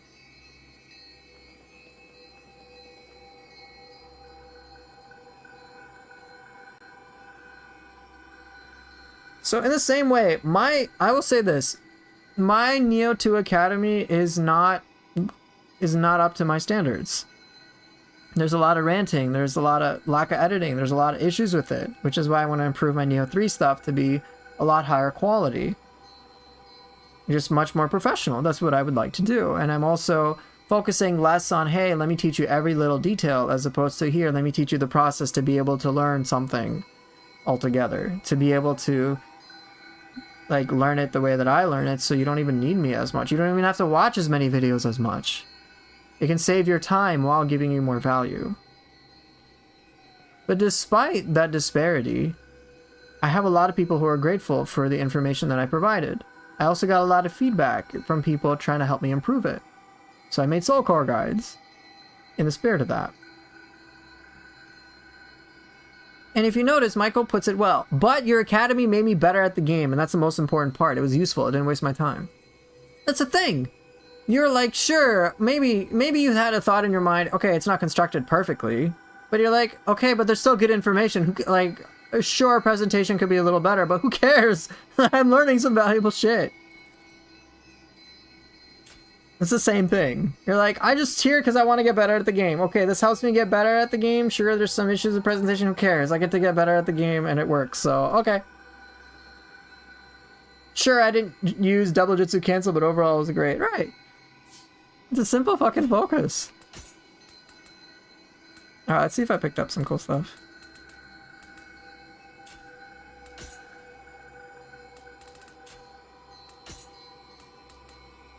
I think I have one.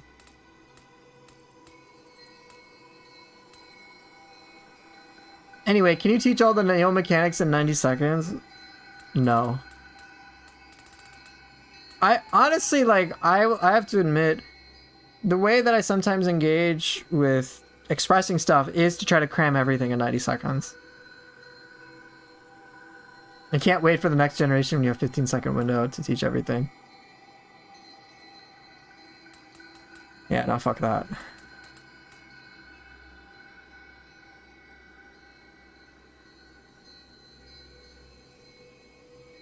So you're saying Team Ninja should focus their entry point in future games to be more focused on beginners of those complex games, while there is a great reward for people who put the time in? To a certain degree. Let me try to express myself more quickly. Or more appropriately. I don't want Team Ninja to sacrifice anything for those who want the high skill ceiling like myself. I want them to not only increase their ceiling so that the potential is even higher than before, but I would like for new players that the floor to just be able to enter the game is a little nicer too. That doesn't mean make the game easy. I'm not saying make the game easy. But I'm saying from the very beginning, make it so that players can rapidly learn to get better. Can make it easy for them to learn. So they can be like, oh, the reason I'm struggling is because I don't understand this, this, and this, and this. And I can apply myself to understanding this, this, and this thing. I will succeed. Okay. I do these very basic things, I will succeed. I'll put the time in. I practice this one thing, I know I'll get better, I will succeed. Like, it's fine. I would like more newer players. I just want the new player experience to be palatable. And when I say new player experience, I'm not talking about like I want nothing to be cheapened in terms of that skill ceiling. Absolutely fucking nothing. I like how we have 4 weapons. But I think for a player just starting the game, the decision of what 4 weapons to pick is not high on the priority list when they don't even know how to fucking key pulse. Or they don't understand stances. That shit just... Like, players need to learn how... Like, just even based on their website. Learning the basics of deflect, enough about arts proficiency, their synergies, the stances, the key pulse. All of that is a working system for samurai style. If you don't deflect enough, you lose out on a lot of opportunities to be offensive.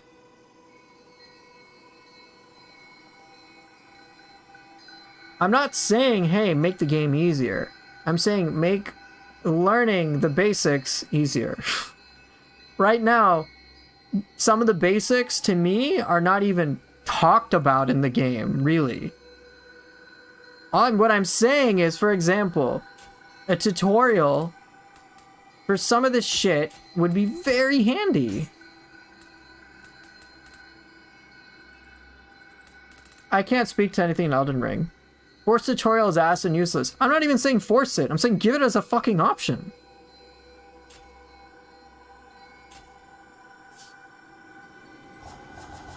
Let's see what their tutorials are. Okay, expanded controls.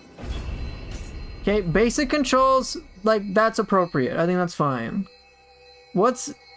Like the tutorial, the dojo missions are what? Just like beat a boss. They're not, like, I don't really learn anything. Okay, here we go. Quick attack. Strong attack. Key pulse. Great, I learned how to key pulse. Purify. Just key pulse. Alright, simple enough. Okay. That's fine, but that's not really that impressive.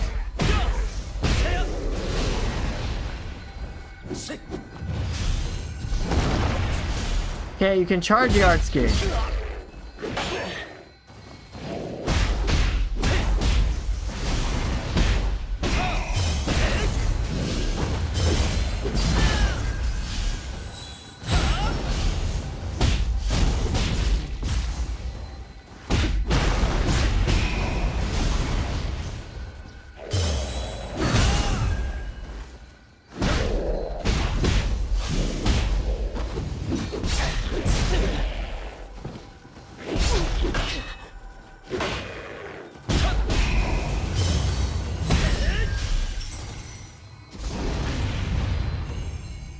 That's it. That's all you're told. You're not told anything about deflects. You're not told about deflect and arts proficiency. In the tutorial, you only have mid stance. Like, that's expanded controls. I'm like, this is very basic. The dojo things, the tutorial should actually... Like, the dojo missions are the perfect time to give tutorials. Instead, it's like, beat a thing. There are too many instructions on screen anyway.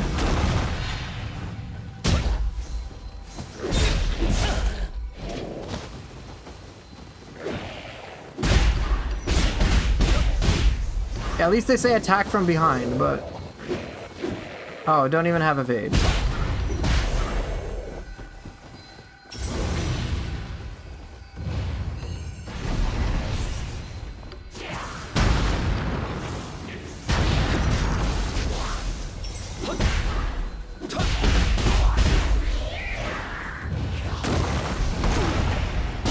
Okay.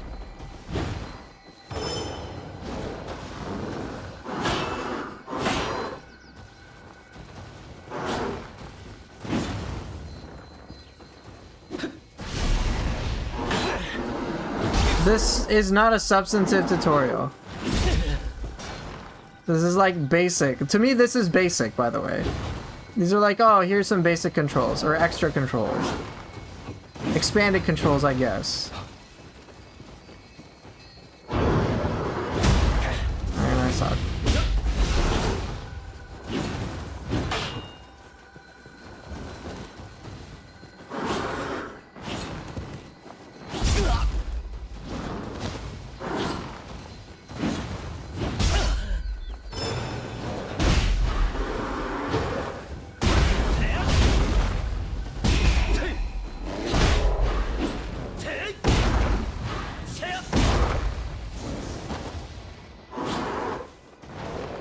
Is he gonna do a burst attack or what?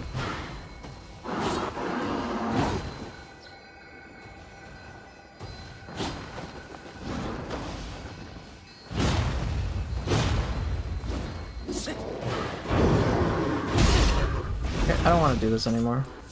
Anyway. This tutorial is not that helpful. These tutorials, I'm saying tutorials like this, it's not helpful.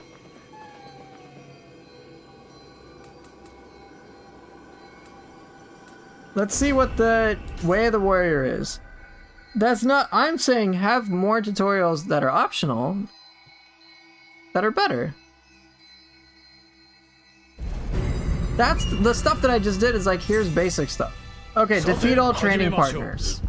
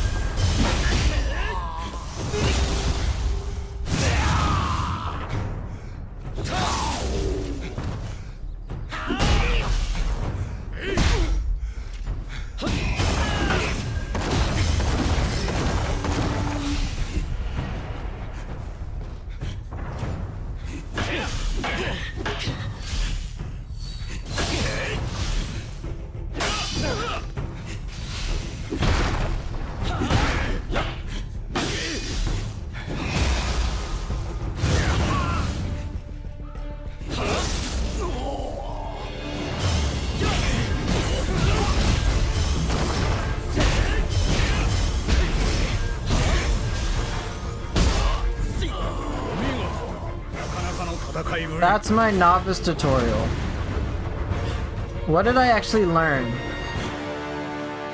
that I haven't already learned by the point in the game that I unlocked this? Okay, I fight 3 enemies. I've already done that by this point. What do I learn from Way of the Warrior? Do I learn like, oh, here's a cool like technique to use? I'm so glad I learned this. I learned something. It's right, it's not like a practical tutorial. Oh, fight him. What do I learn? Okay, I learned how to fight him.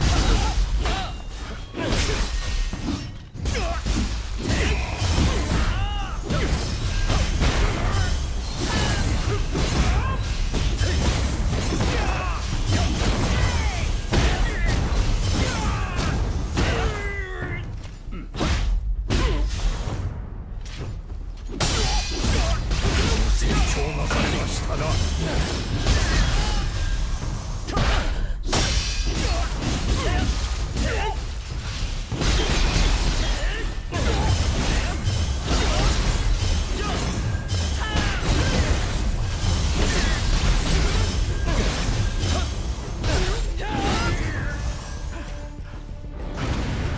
I mean, I didn't learn anything, did I? 良い立ちすぎです。 Right, it just, these dojo missions, I think, are the perfect opportunity to put in something like, hey, here's something to actually learn. As Axel is saying, it's just a stopgate to unlock stuff, doing some random ass fights, pretty much. It's not like, here's a, yeah, acquired skill, defeat enemy. Like, okay, cool. The learning tutorials are coming in DLC 3. Okay, I fight him again. Maybe he got more moves.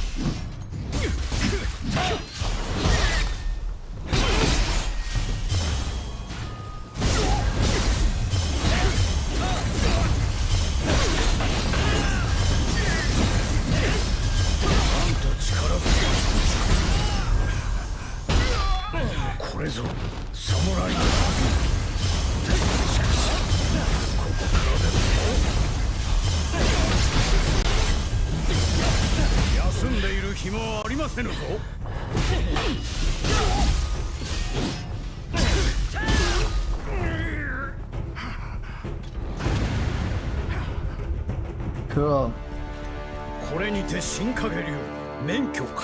They're just duels. They're just like, so they're not really even dojo missions anymore, but it's just, oh, it's a skill check, unlock stuff, or whatever. Like, I didn't learn anything.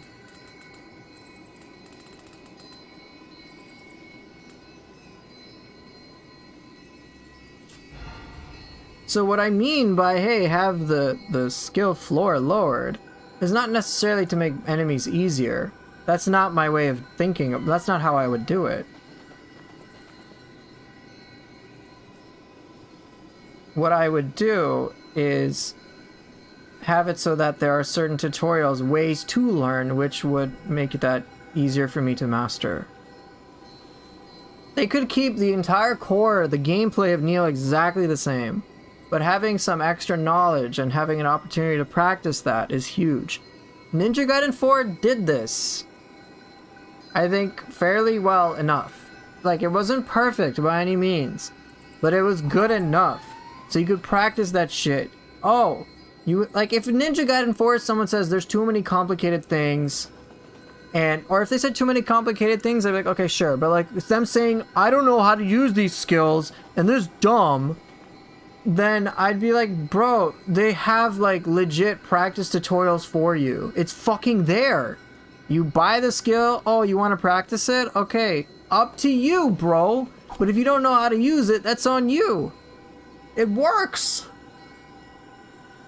That to me would be lowering the floor, and I guess I should qualify skill floor. It was a very poor choice of words. The entry point for players, in my view, can be improved by doing tutorials like Platinum Games did for Ninja Gaiden 4. That's all I'm asking for. I'm like, great, okay, cool. Now, what you do with your knowledge of these tools and how you pull them off in combat is a whole other thing altogether. Like, they can't teach you that, and part of the fun of playing the game is to figure that out yourself. Not to be handheld through the entire thing. Ninja Gaiden 4 doesn't hold back. I mean, I know the tank boss is irritating. But, yeah, like the first boss is a very challenging boss, but if you learn a couple of things, it's a lot more doable. And then Platinum Games, like, they tell you, they give you stuff. You can practice it. It's there. When I would suck in Ninja Gaiden 4, my instinct wouldn't be, oh, I don't know about it. It's like, yeah, I just haven't fucking practiced this shit. I'm not good with parry timing. I lack insert skill. I have a skill issue. It's very clear to me. If someone's unskilled, is Ninja Gaiden 4 approachable? Yes, you have hero mode. That's what it's there for. I was hoping Neo 3 would have tutorials like that. It doesn't really have that. That is a big miss. I think if they put that in, some equivalent of that for Neo 3, the learning experience will get a lot better. Then, as opposed to me focusing my Neo 3 Academy on like, hey, let me teach you the entire fucking foundation of the game and how to approach the game, what mindsets to have about the game, I'm like, bro, you want to check out some really cool in-account like shit? Alright, take care, Michael. I'll see you later. I can focus on like, yo, check this cool shit out where you can pull it off against Yoritomo. Yes, Triggy, all Neo suffered from that. I would say Neo 2 suffered from that. If it didn't, I wouldn't have made the Neo 2 Academy. Neo 3 still suffers from that. I'm like, come the fuck on, dude. Just...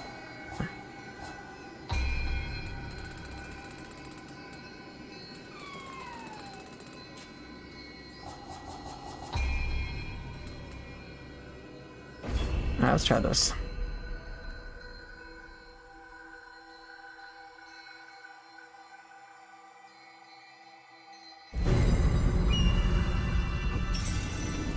Let's try to beat this today. I should be able to.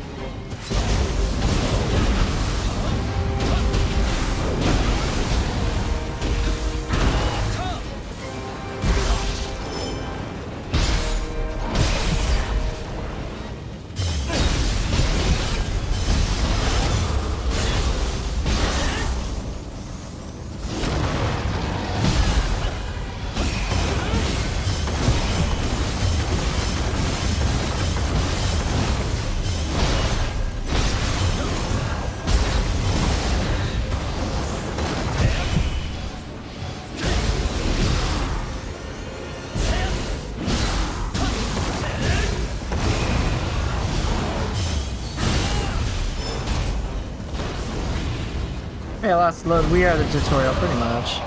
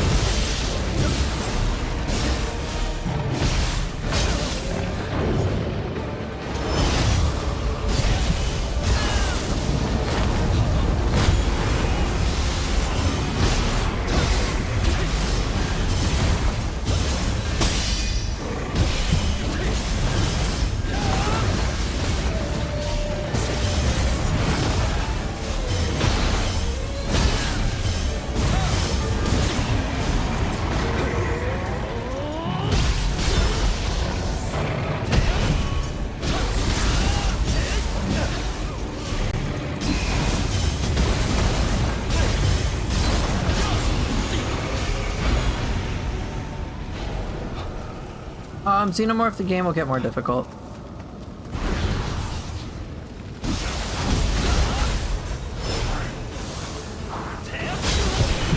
First region's not too bad.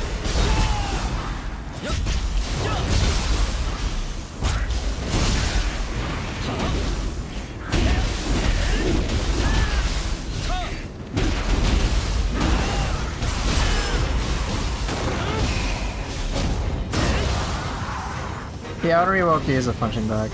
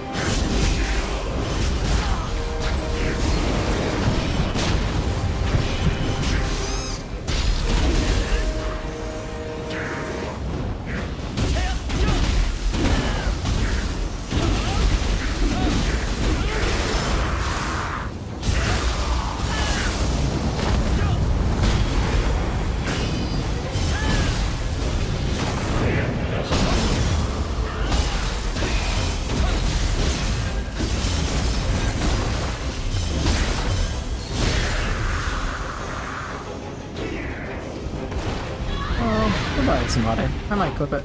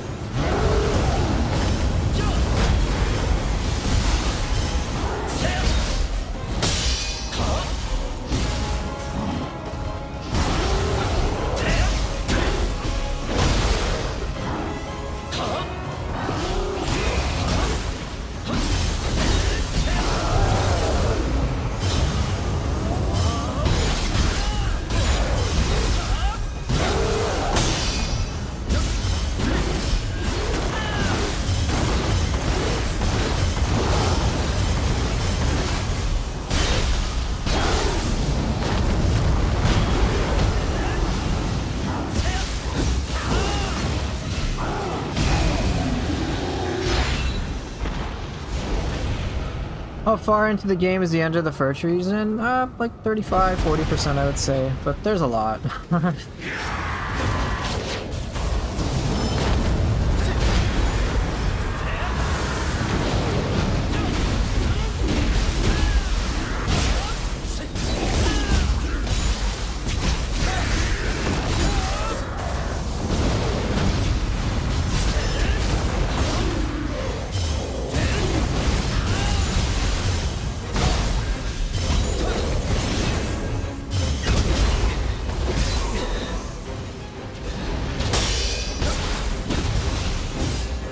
Oh, 20-25%. Yeah, there's a lot more game left.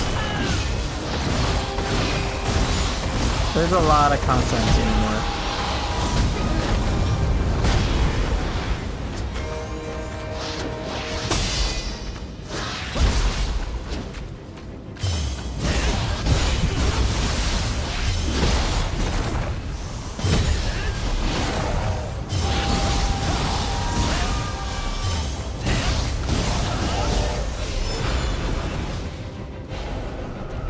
I'll show you how much.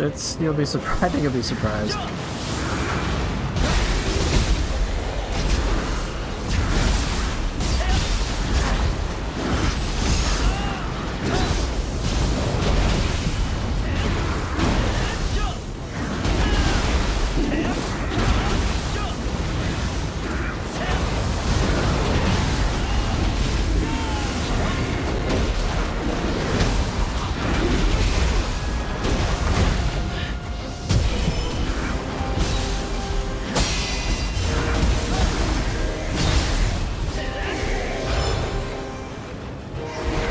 Alright, see you later!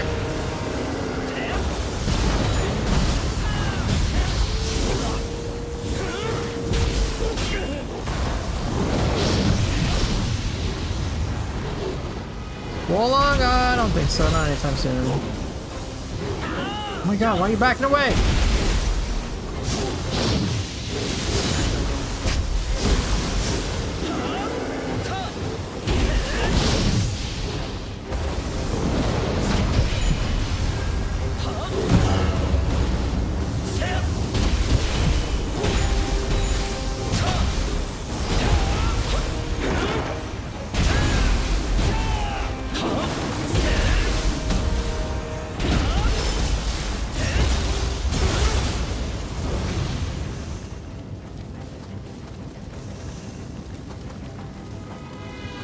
Okay, let's see what I got.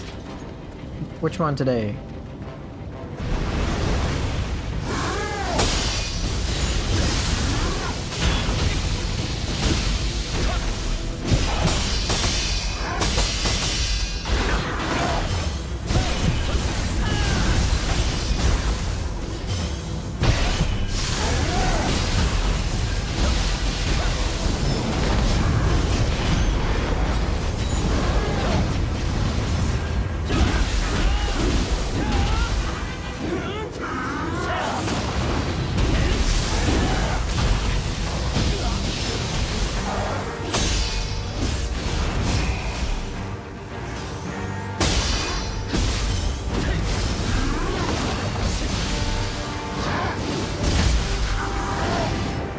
God, I got lightning on me, this is bad.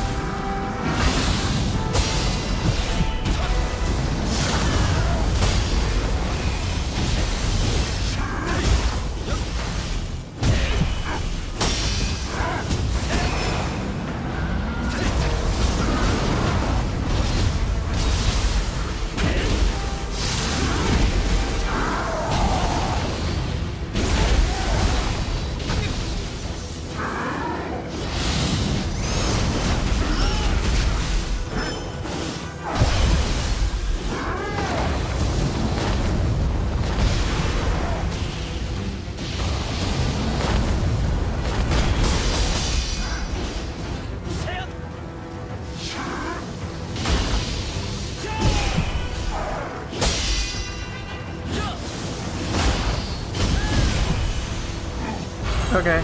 Well, I beat it. For me, fire lightning is the worst. Wind I'm okay with, water I'm okay with, but fire lightning is rough. Well, I beat it. Not bad.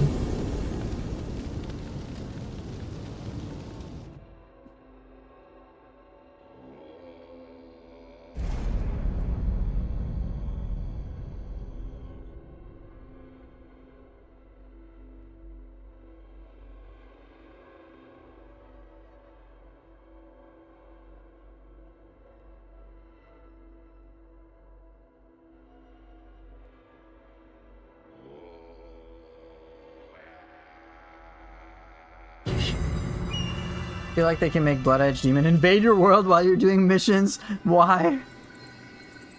I think the very first Blood Edge Demon I fought in the beta was the Lightning Fire one. Yeah. I like this game. It doesn't have a proper endgame in my opinion. Oh, it doesn't have an endgame at all. Not yet.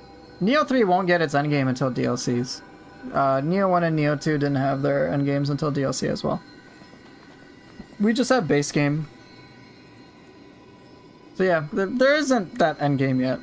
There's just got a bunch of like a few missions. Neo 3 ain't PoE 2. You know the funny thing is the interesting thing is not the funny thing. The interesting thing is that Yasuda, he actually likes Path of Exile. That's the game he plays to chill. I just hope for the endgame fast. Hey, I hope so too.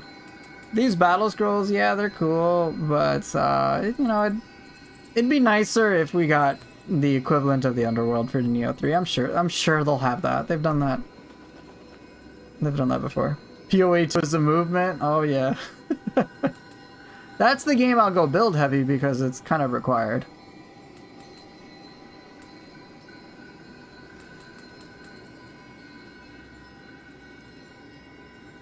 Blood Edge, Suiki, or Fuki can be wild. Yeah, it can be. I bet it would be. Oh my god. Blood Edge Demon is terrifying. That is not an enemy I ever take lightly. Even the water and wind forms still pack like serious power. Lightning is rough.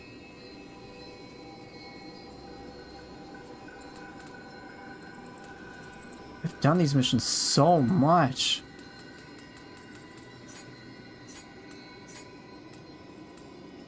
Alright, let's stress myself out. Let's go.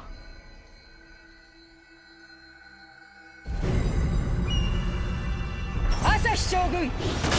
Minamoto no Yoshinakaが第一章! 思え! 参るぞ!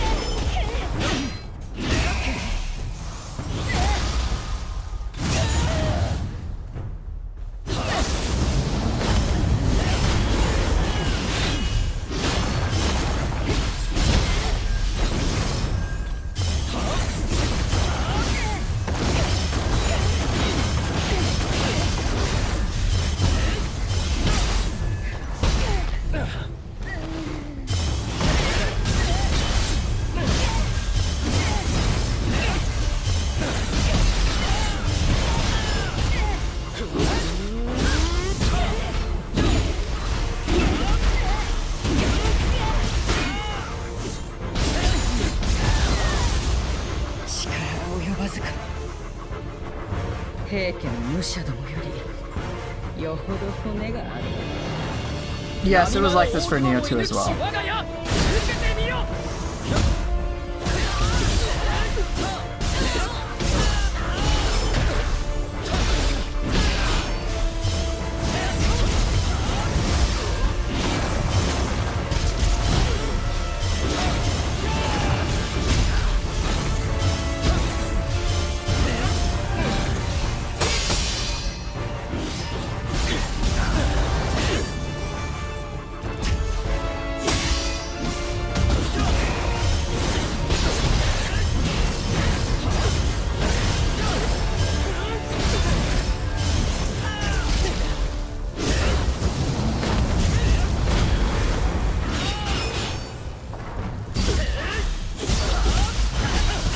Oh my god.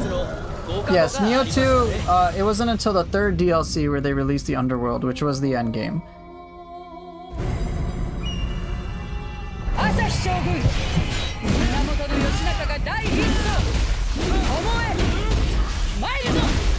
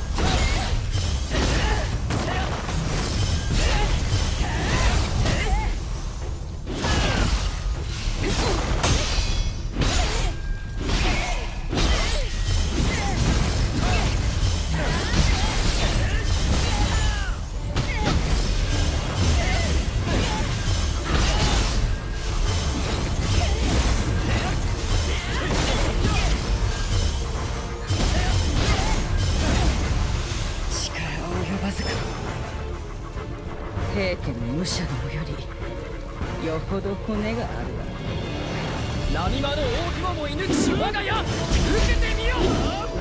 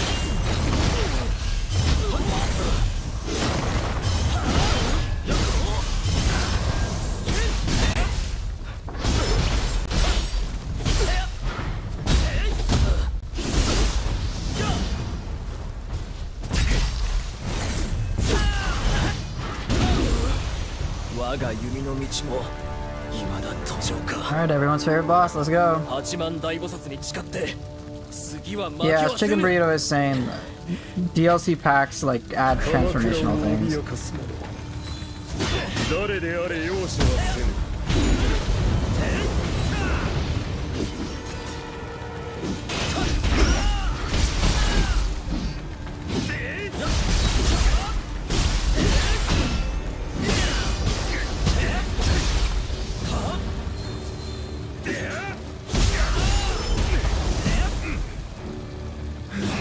Nice, I depleted his key.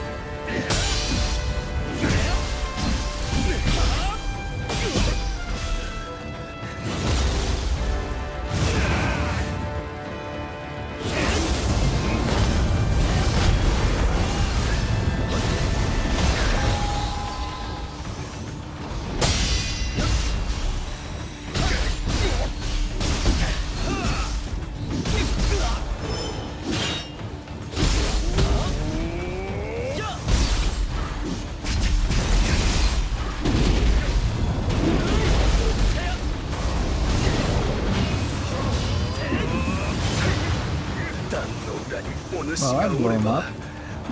少しは Alright, you ready for the easiest part of this mission now? I'm gonna go. 天狗の太刀陸天の Okay, just don't want to die 出 first. した力ご覧に入れよう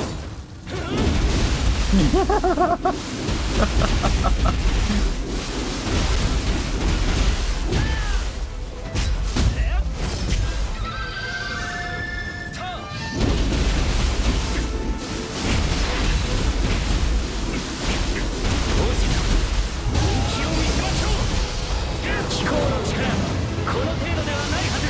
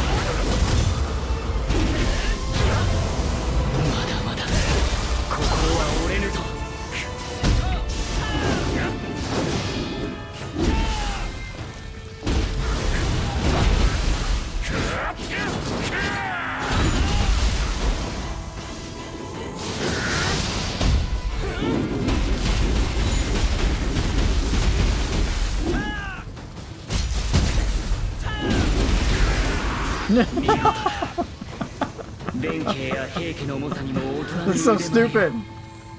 Meanwhile, Shinpachi probably used ground fakes on me for the time I'm typing these comments. I know, right? Oh, I didn't save? Of course it didn't. Yeah, he can't fight back with any midair stuff. Neo's the best combat of any game. Other games can't match the combat. Very high praise for Neo.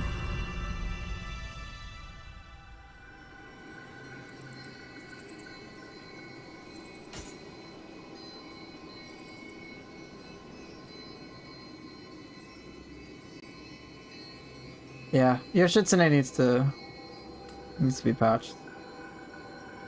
Since Neo loves recycling boss, who do you want to come back for the DLCs? Ooh.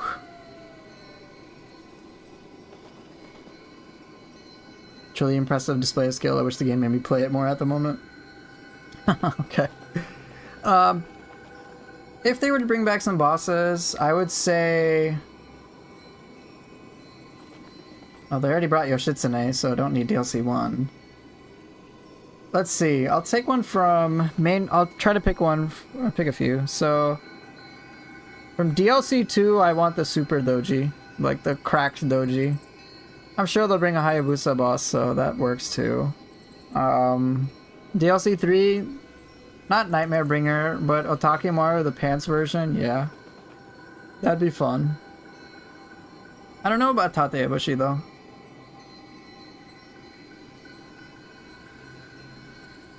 Bring back Benkei? Yeah, that's certainly a strategy. Sorry, that's certainly a request. Man, I can't brain today.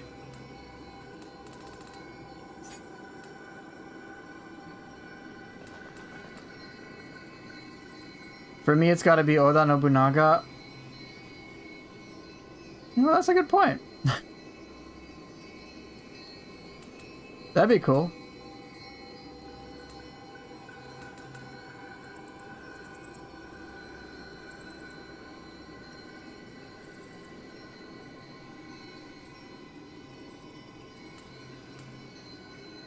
We only have Benkei's weapon in Neo 3. Yeah. They don't have Kiryoki in this game.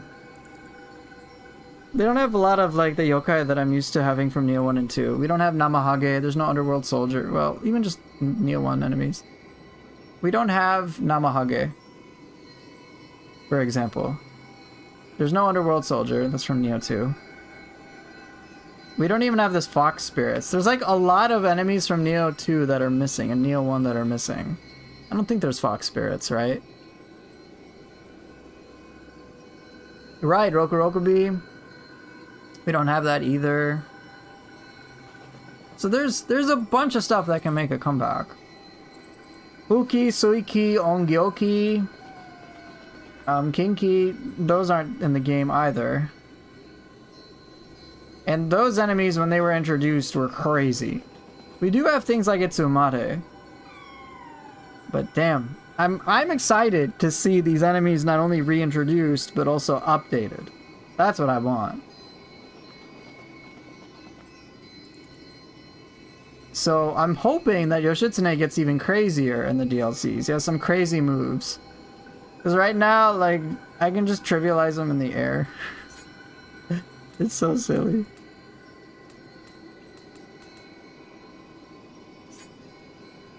Where's Mudman? Good question, I don't know.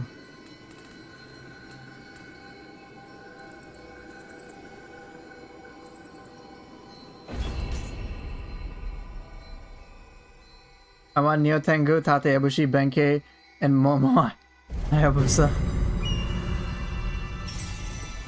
親方様が出るまでもないこの内藤首里がひねりつぶす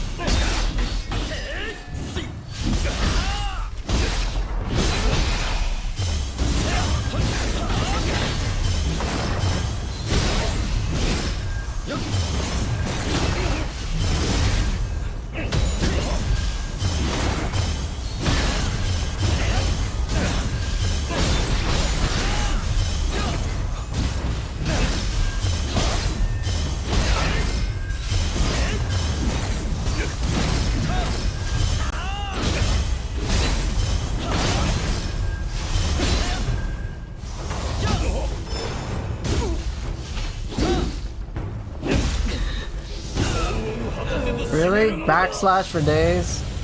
No, we do not need more Gaki variants. No. 親方様が出るまでもないこの内藤首里がひねりつぶす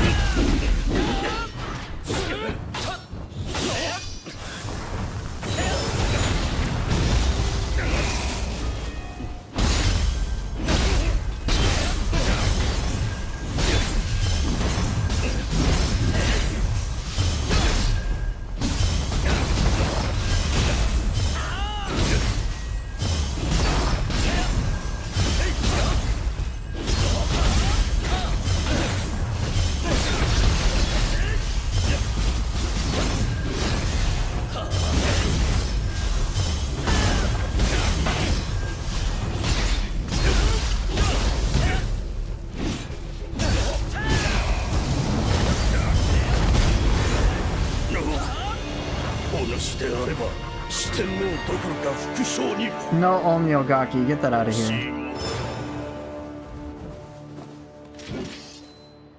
No, no Gaki with この summons. 逃げ団長何度も破れると思うな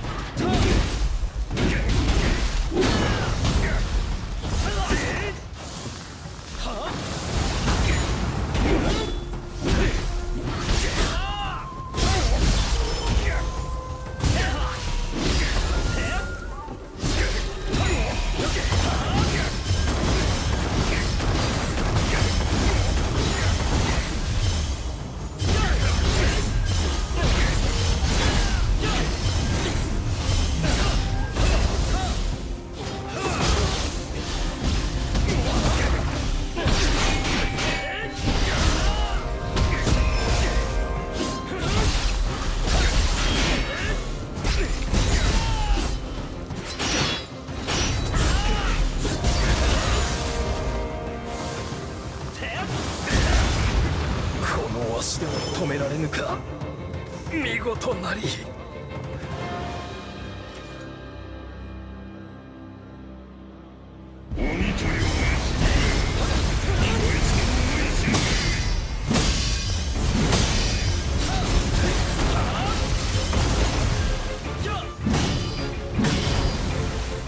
What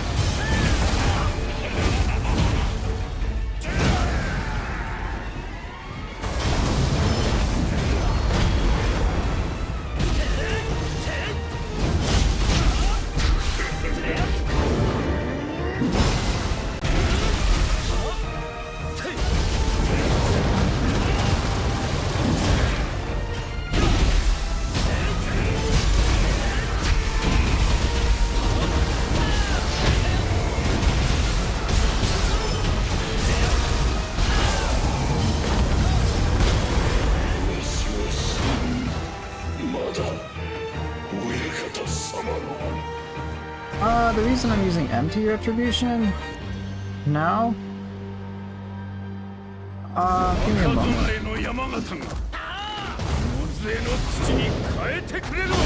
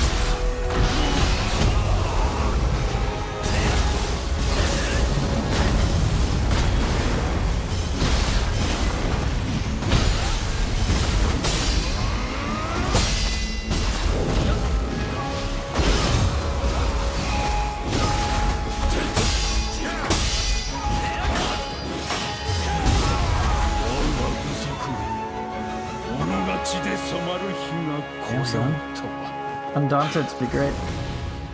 I'll answer that Neo Enjoyer after this. 総大明神もご昇覧あれ。風林火山が不滅の軍再び生まれた。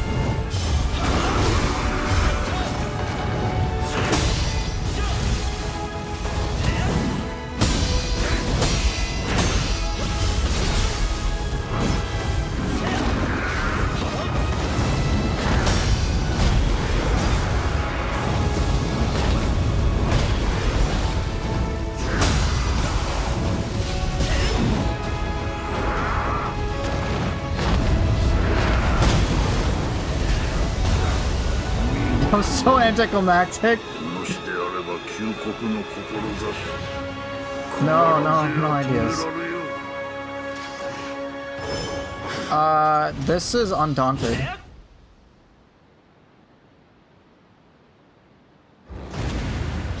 Undaunted's really good, and it has a follow-up.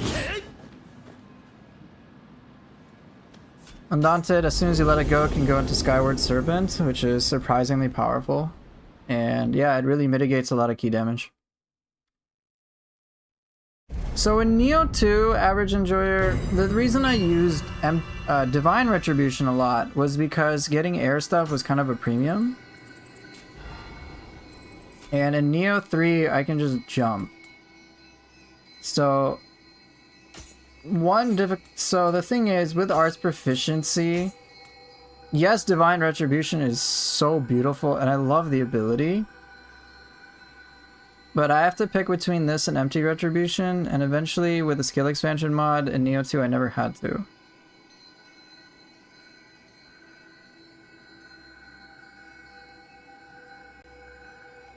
So it's a beautiful move. I love the stylish factor in Neo 2. In Neo 3 things are a bit different, so I go with Empty Retribution. I would have liked to use Arc of Chaos, but that's been moved away from this input, which sucks. And so I have to pick like which one helps me with my momentum and arts proficiency the most. The answer is Empty Retribution. Admittedly, Switchglaive is my weakest weapon, which sucks. What also sucks is that some conflicts that now exist in the game just did not exist in Neo 2. I wouldn't use Whirling Blade, for example. I would probably use like Skyward Blade or something. Or just some other ability, but all of this has been dramatically changed. So I just picked the ones I'm comfortable with. It's like how Odachi's Crashing Waves has been moved to while dodging, and I don't know what it'll replace. Does Stallion Strike work after Divine Retribution? Let's find out real quick.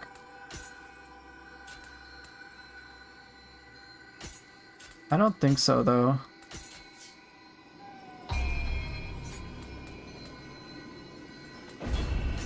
I haven't tested it. I think moves like Divine Retribution and Dual Dragon, I think they're fixed. Maybe with Style Shift Cancel, I'll try.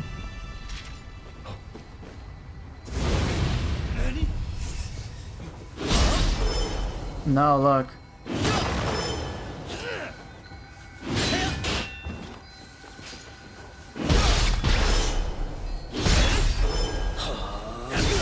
I mean, it's a really cool ability, don't get me wrong.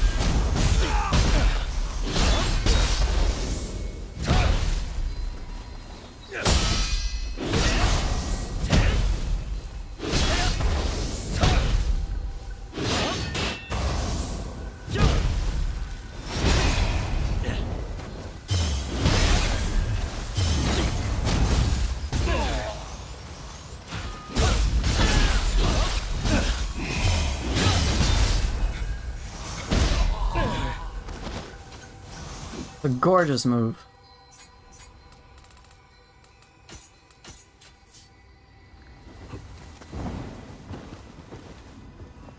And there's obviously some like cool things you can do with it. They're pretty nice. So like for example, oh.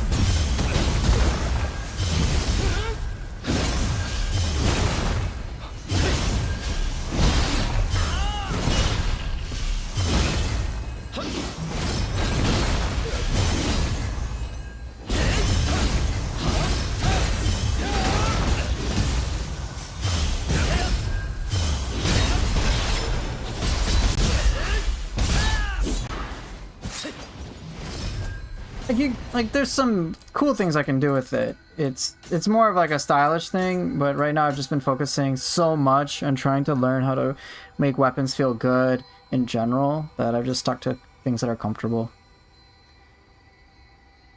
The blocking active skills martial arts is kind of awkward for fast combo, crazy combo play. Yeah, it can be. Without miss, it's hard to prepare that setup. Yep. I've been taking choices that make sustained ninja style better, the quick ones that fit into melee combos for small damage gains and key recovery, like Earthen Wall. Fair. I think I need to rethink my ninjutsu choices after seeing how you use style shifts on melee, pinwheel shuriken, range guardian spirit to get all your ki back. Yeah, that's what I'm figuring. Stuff like that is what I try to figure out. It's just like a nice flow. Once I get the overall flow down with kind of like a nice foundation of comfort zone, then I can branch out and try cooler things.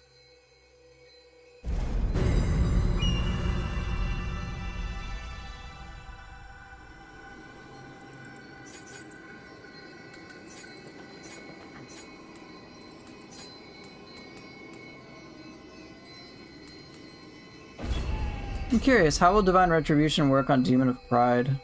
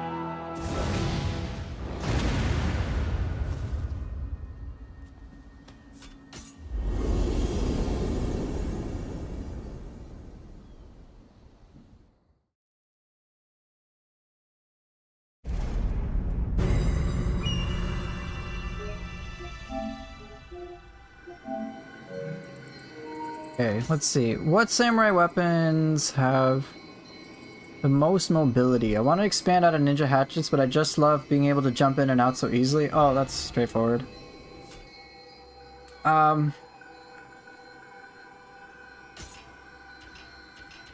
If you want mobility, spear is good, dual sword is good, sword is good, cestices are good, axe is good. I think maybe Odachi is one of the weaker ones. I think Switchglaive might be second. Sword arguably the best form of mobility. You have moves like Swift Step. You just quickly move behind an enemy. Swallow's Wing, you like flip backwards. Flowing Shadow, you move around. Kurama Sword Dance is not really the most mobile, but it's obviously beautiful. Sword of Celerity has a surprising amount of mobility built into it. True and Through has some. It's kind of like Odachi's Devastating Rush, but there's some mobility, but not the most. Heaven Flash, yep, dodge forward. It's pretty awesome. Tiger Sprint, I think, is like the fastest move in the game. They really upgraded the speed. Like, you sprint. You want mobility, you go Tiger Sprint. You're like, holy shit, I'm going way too fast. This tooltip is far slower than the actual performance in the game. It's much faster in Neo 3. Dual Swords has a good bunch with things like Random Slice. Random Slice I think is pretty good. Raijin, where you kind of go back and forth, has some mobility. It's pretty good too. Sign of the Cross Pierce has intense range. Pretty good too. I think Spinning Dragon has some too. So there's like a bunch. Spear has that has a bunch of good things. I think Odachi might be like the slowest weapon of the bunch in terms of mobility. You have some, but it's not as wild.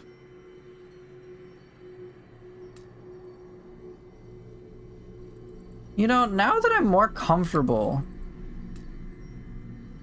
does Odachi hit the hardest? I'm still trying to figure that out. I don't think so. I my experience so far, actually I'm not really sure. Odachi has some really heavy hitting things, but I haven't like done a numerical test of which abilities hit the hardest. I believe the hardest hitting abilities are the Moon That Snows for the Odachis. I have to tinker around with it a bit more, but I'll have to find out.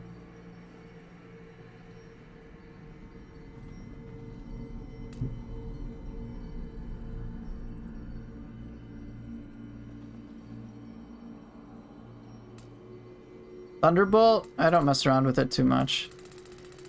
Odachi does have some of the crazy abilities, like Ground Sweeper, so let's see, as Talbot noticed, did you knock Demon of Envy out of the air with Ground Sweeper? Yes, I did. Does it have a ridiculous hitbox, or does she have snake arms in the ground right then? Yes. A bit of both. Ground Sweeper has amazing range, and that's arguably the ability for Odachi that has the most mobility, the most movement. Just go back and forth. And so I took a gamble against Demon of Envy because I just wanted, she was out of key and I thought I could knock her out of the air. And I did. The hitbox for Odachi is rather large. So I take advantage of big sword, big slice. Since Odachi and Ronin has them, I hope Duel's also got some cool moves from Rise of Ronin. Oh, I hope so too. Totally.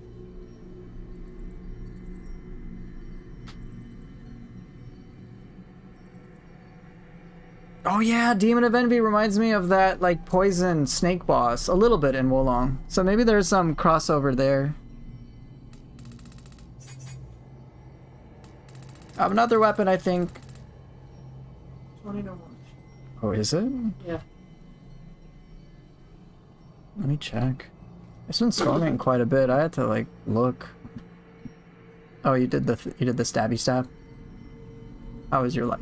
was actually not too bad. Yeah. Okay, I'm checking Tornado Watch until 11. 11 at night? Yes. Yep. I mean, what do? We just wait and see if we hear an alarm. We'll just go in the basement. And we got everything prepared, right? Yeah. The carrier's right here. So I know it's gonna be a bit stressy, but just wait and Yeah. I'm not gonna be able to get the sirens. I'm almost done anyway. Okay. I'll see you in a bit. See you in a bit. Have fun. Cheers.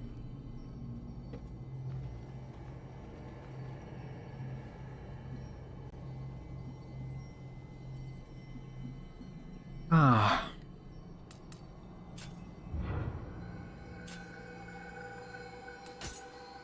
Oh, I wonder if I picked anything up.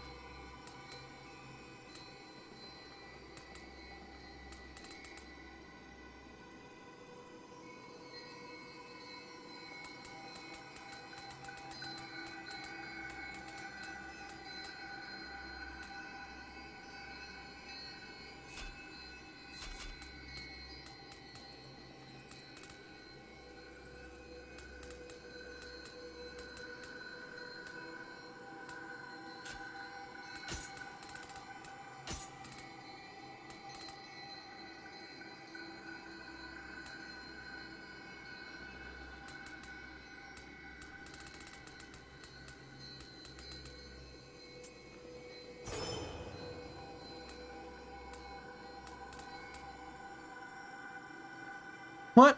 Max cicada shell stock? So I could have 4 cicada shells? I think that's a bit excessive. Oh my gosh, I do not have toughness.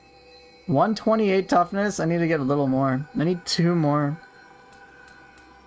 Oh my god. I mean, why not, I guess, right?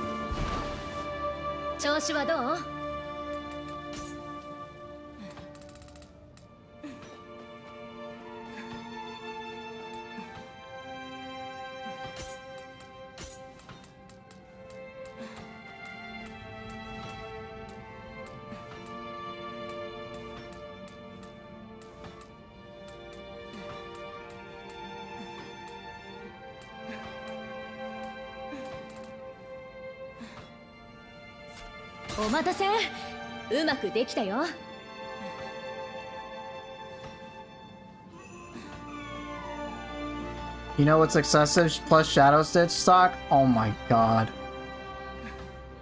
Yeah. Yeah, that's the thing. Shadow Stitch, it's cool. It's like it can keep a target stuck, even bosses when they have full key. But yeah, I feel what you mean about it being mindless. It's sweet. I have more toughness.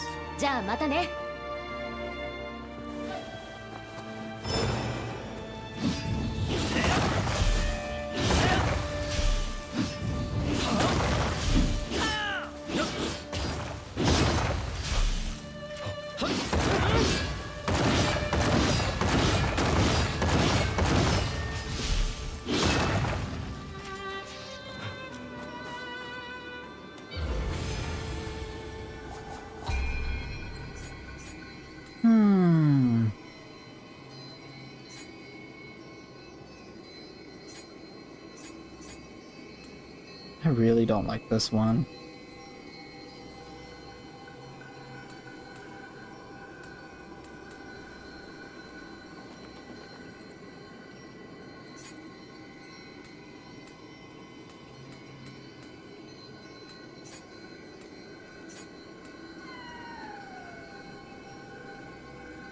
Oh.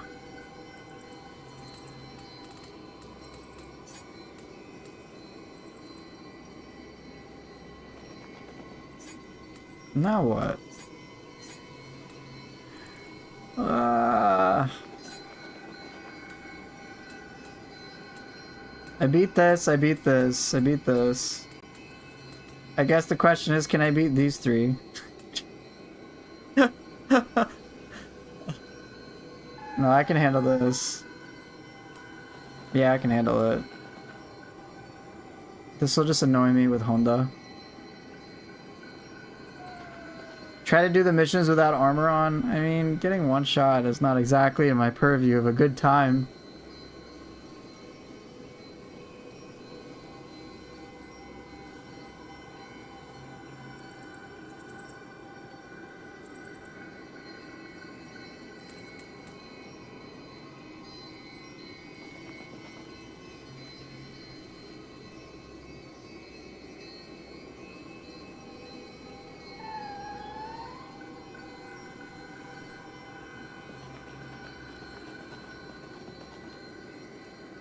Have I done Bare Fist at all? I mean, I played with them maybe for a grand total of 5 minutes. And then I got bored. What to do? What do I want to do? I want to do one thing. I just don't know what that one thing will be.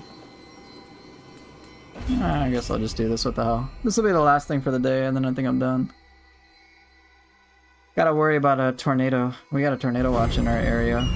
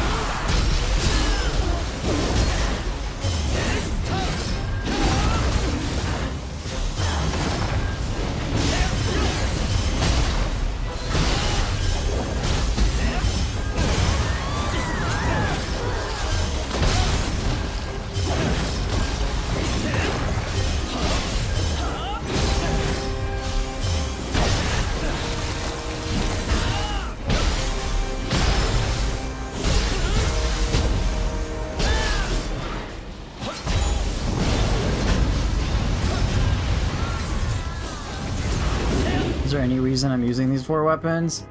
No.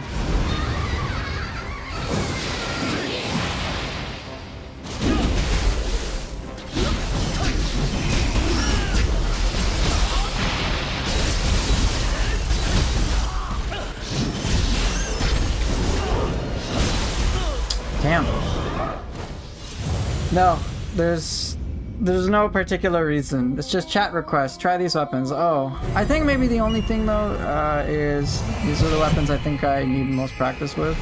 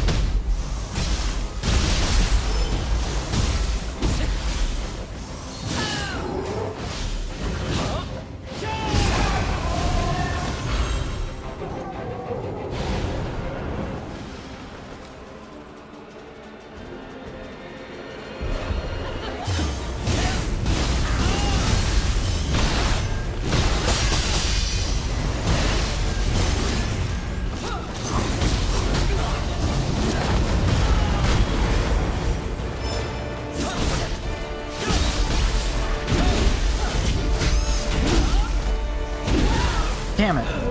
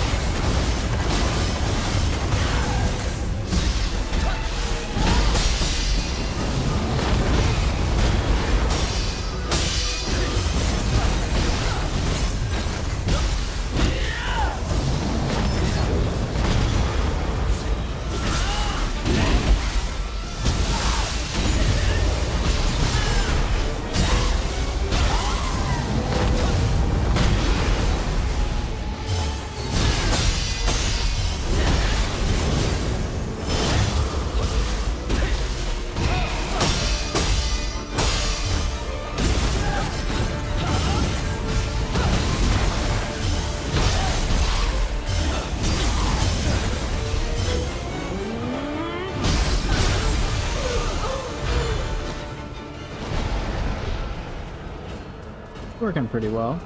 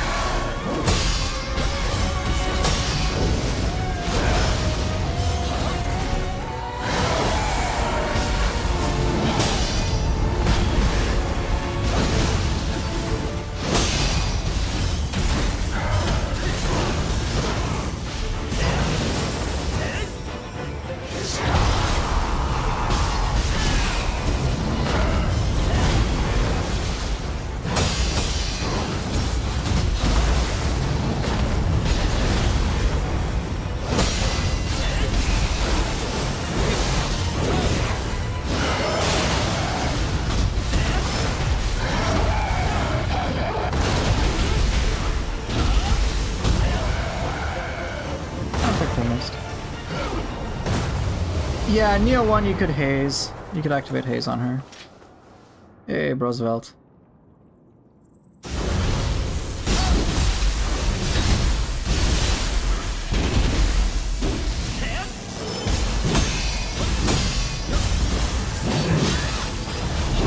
Oh shit. Oof.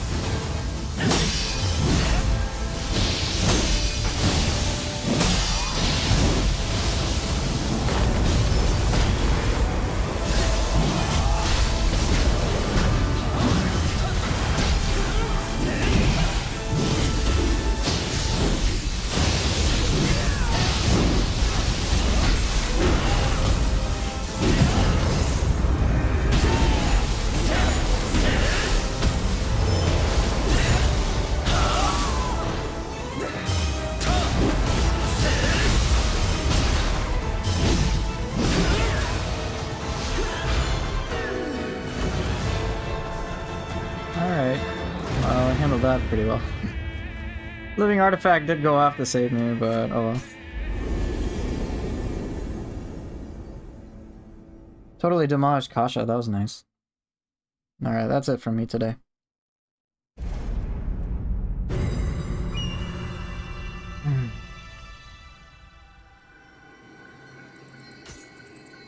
I did 1, 2, 3, 4. I didn't do that one. I did do that one. And I did that one. Most of the I did some of the crazy gauntlet ones. All that was left was Supernatural Shrieks, and then Within Time Everlasting. Yeah, I'll stay safe from the tornado, of course. Did I pick up any fancy loot? No. No. 4 Cicada shells? A lot. But 2 Shadow Stitch seems super crazy. Even 2 enhanced bombs. Hi Pooper, just dropping by for a bit. Hope you're having a good game. I have been. I'm actually about to dip out. So, yeah, I've been having fun. It's been pretty cool.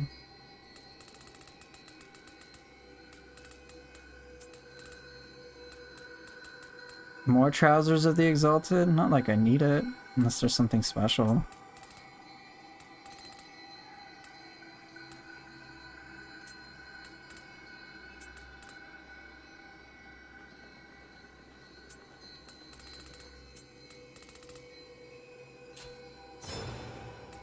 Alright, do I have my General of Ruin stuff? Do I have enough for it? Do I have Minamoto's helmet?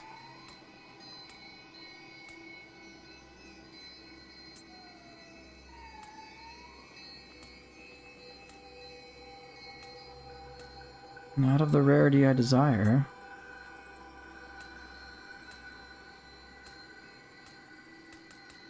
Okay. I need 3 pieces. If I'm going to use a Yasakani, which I would need 3 pieces of this. Oh, then I don't want Utsumi Dori. For the key damage on deflect, oh my god, that'd be so boring.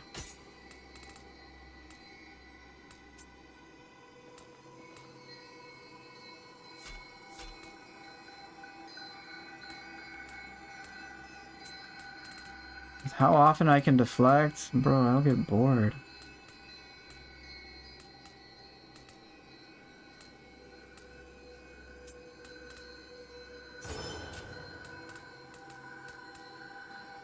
Cool, cool.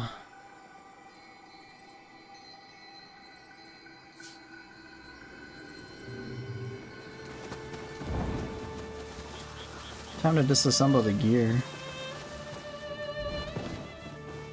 いらっしゃい。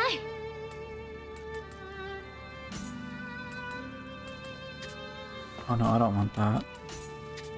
I do want this.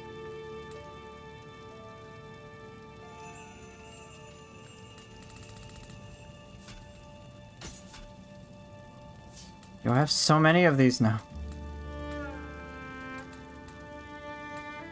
Plus 14.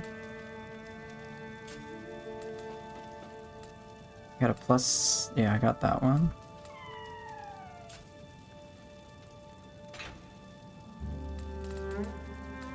So many of these. Great Tengu Blade.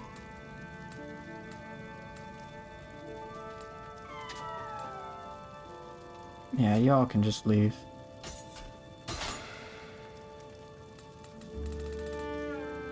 Nice. また来てね。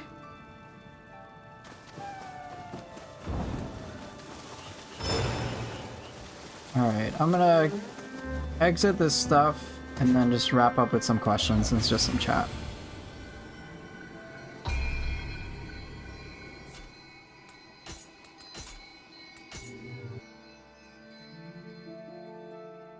Okay. I'd like to ask this one thing. When does Yasakani start to drop? You haven't seen one on New Game Plus? You're just having bad luck. But as also you're being told, there is a guaranteed drop for it by the time you beat Fishboy on New Game Plus. You will get one for each style guaranteed. And so you might... I've gotten Yasakani's before, it's just pure RNG. But you're guaranteed to get one of each style at that point. And then what you can do with the Sudama Blessings is then say you can tell it to drop a Yasakani for whatever style you prefer. And so you have more likelihood of having accessories be that. It replaces the whole lucky drop system, I think, from Nioh 2. Did you notice Ongbal using key damage deflect at all? Yes. He does use it. 100% uses it. I think in a New Game Plus at least.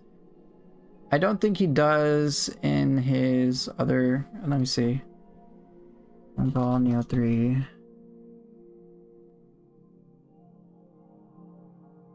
Here, let me switch over.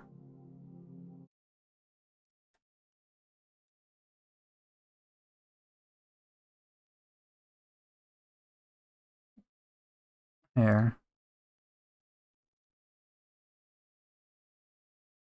Okay, so you can just watch to see if he's using it. Right now, he's not using it in this video, right? I don't think he uses it in this video of his. Yeah, no General of Ruin is used in this video. I'm pretty sure. I'm not going to check the rest of it. He doesn't use it in this one. As he very clearly states in this video. Yeah, it's like Sekiro build, right? And you can just see he's using General of Ruin.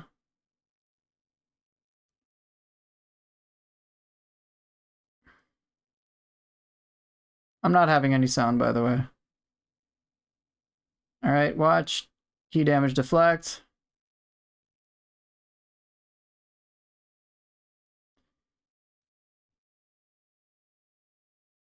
General of Ruin set is a game changer in my opinion. So just to verify. And then all main bosses, no damage, New Game Plus. He very specifically says, I use the General of Ruin set in Samurai mode, everything else is just random gear. So there you go.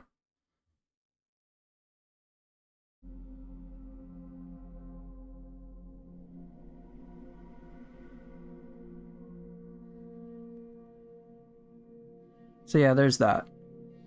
Yeah, I don't notice it. I only watched one video of his for Neo 3. Yeah, he had 3. I think he had like 3 or 4. He also had one against the 3 demons. And basically just said, hey, I'm using General of Ruin. And it's obvious. So he does use Key Damage Deflect. Because of course he's a big fan of that. As are many others. Not my thing personally. But I understand why people like it.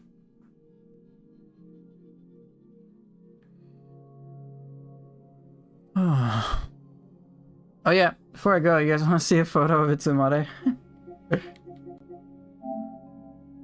Look at this. I happened to get this photo of Itsumare.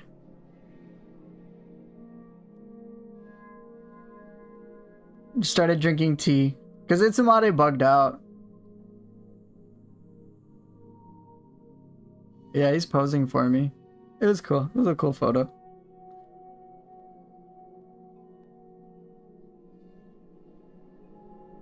He looks so cool, dude. Such a cool enemy. Such a happy father. Right.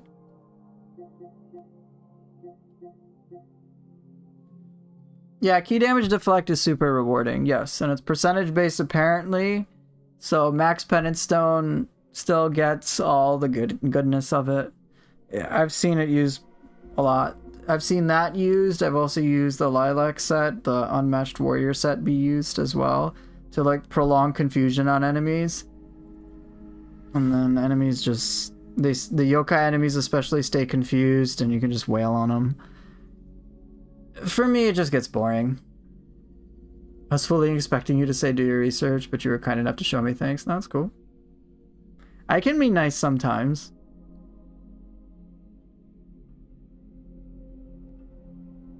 You specifically, like,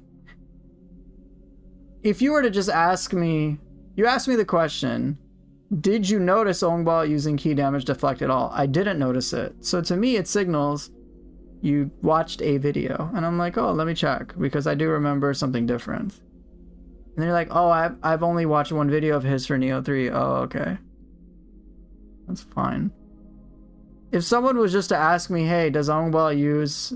If some random person were just to ask me, hey, give me the answer to this question, and they've demonstrated that they've not put any effort or any whatsoever into it, then I'll be like, bro, if you watch this, I'll ask, I'm like, you watch his videos? And they'll say no. I'm like, go check out his videos. like, don't outsource your labor to me.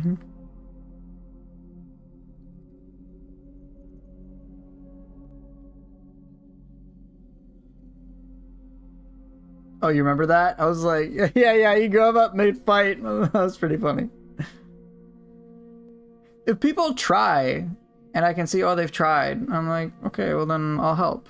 But if someone doesn't try, and they do nothing, and then they expect me to try for them, then I'm like, no. I'm not doing shit for free like that. Which is interesting, because one thing, when it comes to my work...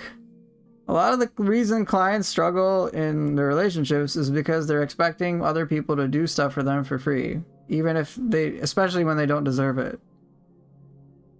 It's like the stereotypical guy who will expect his wife to do absolutely everything for him, even though he doesn't really do anything for her. Oh, I work 8 hours a day. I come home and I'm tired. I'm hoping to have a nice dinner and relax while the wife takes care of the kids 7 days a week. And perfectly preps the home. Oh, and she's doing work on the side. And she cleans the whole house. All I do is I work. I'm a simple guy. Why does my wife have to nag on me to do things around the house? I'm just trying to relax. Man, women, they're just crazy, right? They just demand too much. They can't let a man relax. I'm like, bro. I'm like, okay. I'm like, bleh.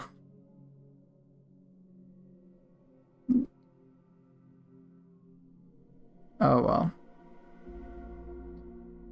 So yeah, but you know, so it's like very obvious the woman and the wife in that relationship is doing a lot of labor, a lot of work nonstop without any breaks.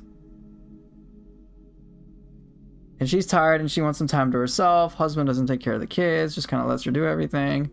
And then he like tries to initiate stuff in the bedroom and she's like, I don't want any part in it. And he's like, oh my gosh, I'm trying. She's making it so difficult. Like, just give her, if you like, make her happy, bro. Help her out. So in those situations with clients like that, I have to really encourage them to put in a lot of effort. There's a significant lack of effort. So if someone is trying, and I can tell that they are trying, then I'll help. Of course. If someone is putting in effort and genuinely trying, I'll help. And you met the threshold for that. To me, it was clear you watch an Ongball video. You asked a very targeted question. So yeah, I'm glad they helped.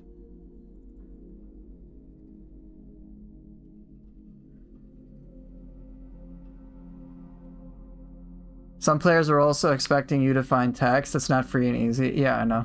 You already found crouch cancel, which with the help of other players.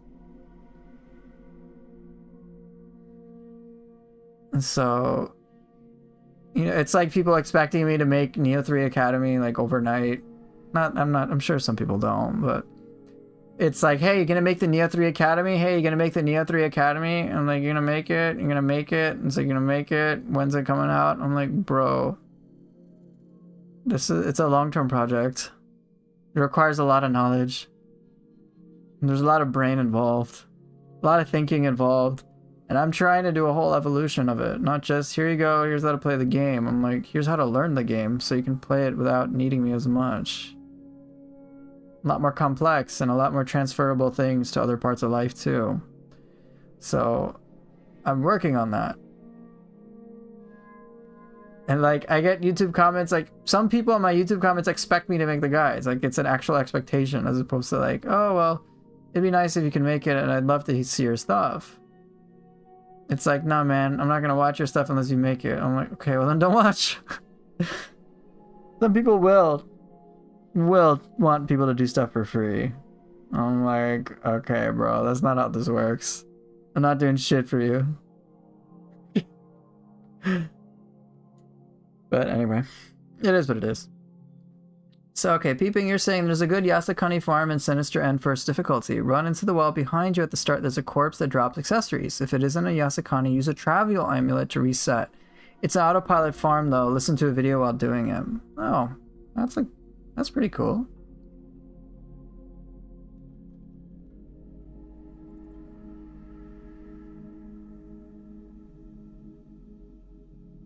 Anyway. Alright, well, I've been on long enough ranting and raving, so I'm gonna dip out. Thank you all so much for watching, for being here as always. Just as a heads up, I will not be streaming tomorrow. I'm gonna take the day off.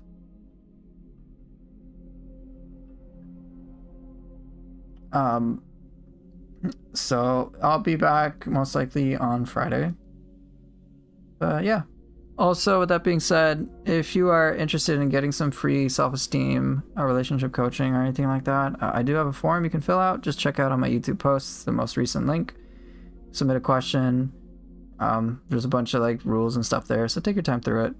And otherwise, if that type of stuff, if you don't have a question, that's totally fine. And if you want to just join the streams on Saturday at 3 p.m. Central, feel free to do so if you're curious for that type of stuff. But otherwise, yeah, I'll see you guys later. Take care and bye.